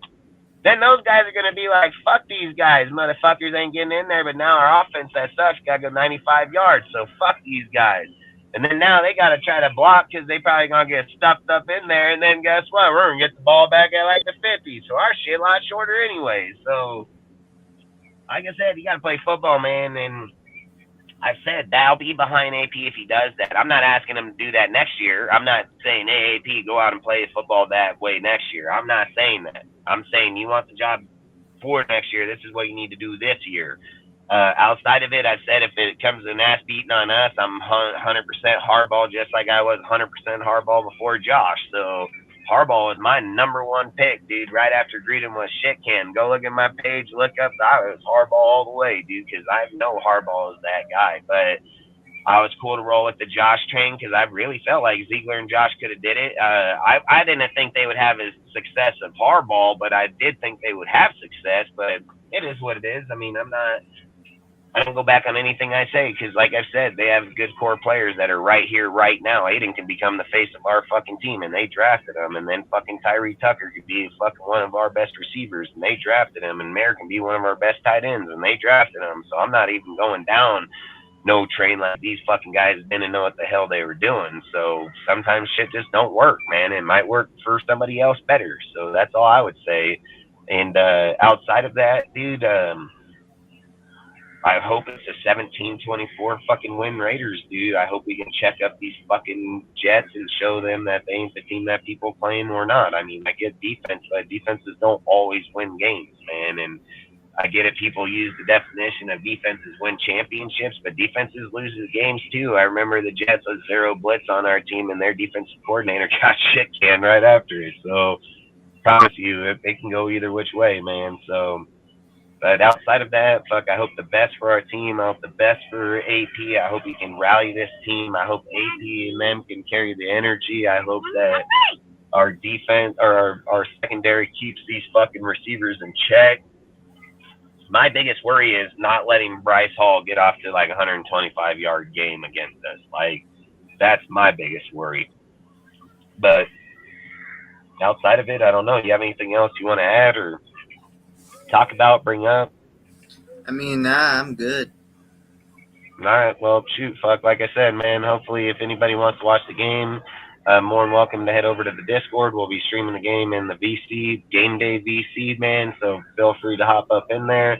We'll be streaming the game. Fuck, everybody will be in there. The link is in the Nightbot here or on the bottom of the page here. Fucking with the ticker, just put in lowercase. It's not uppercase. Just put lowercase in on there. And then frickin' from there, like I said, I appreciate all you guys. Let's go get this dub against these Jets in our home.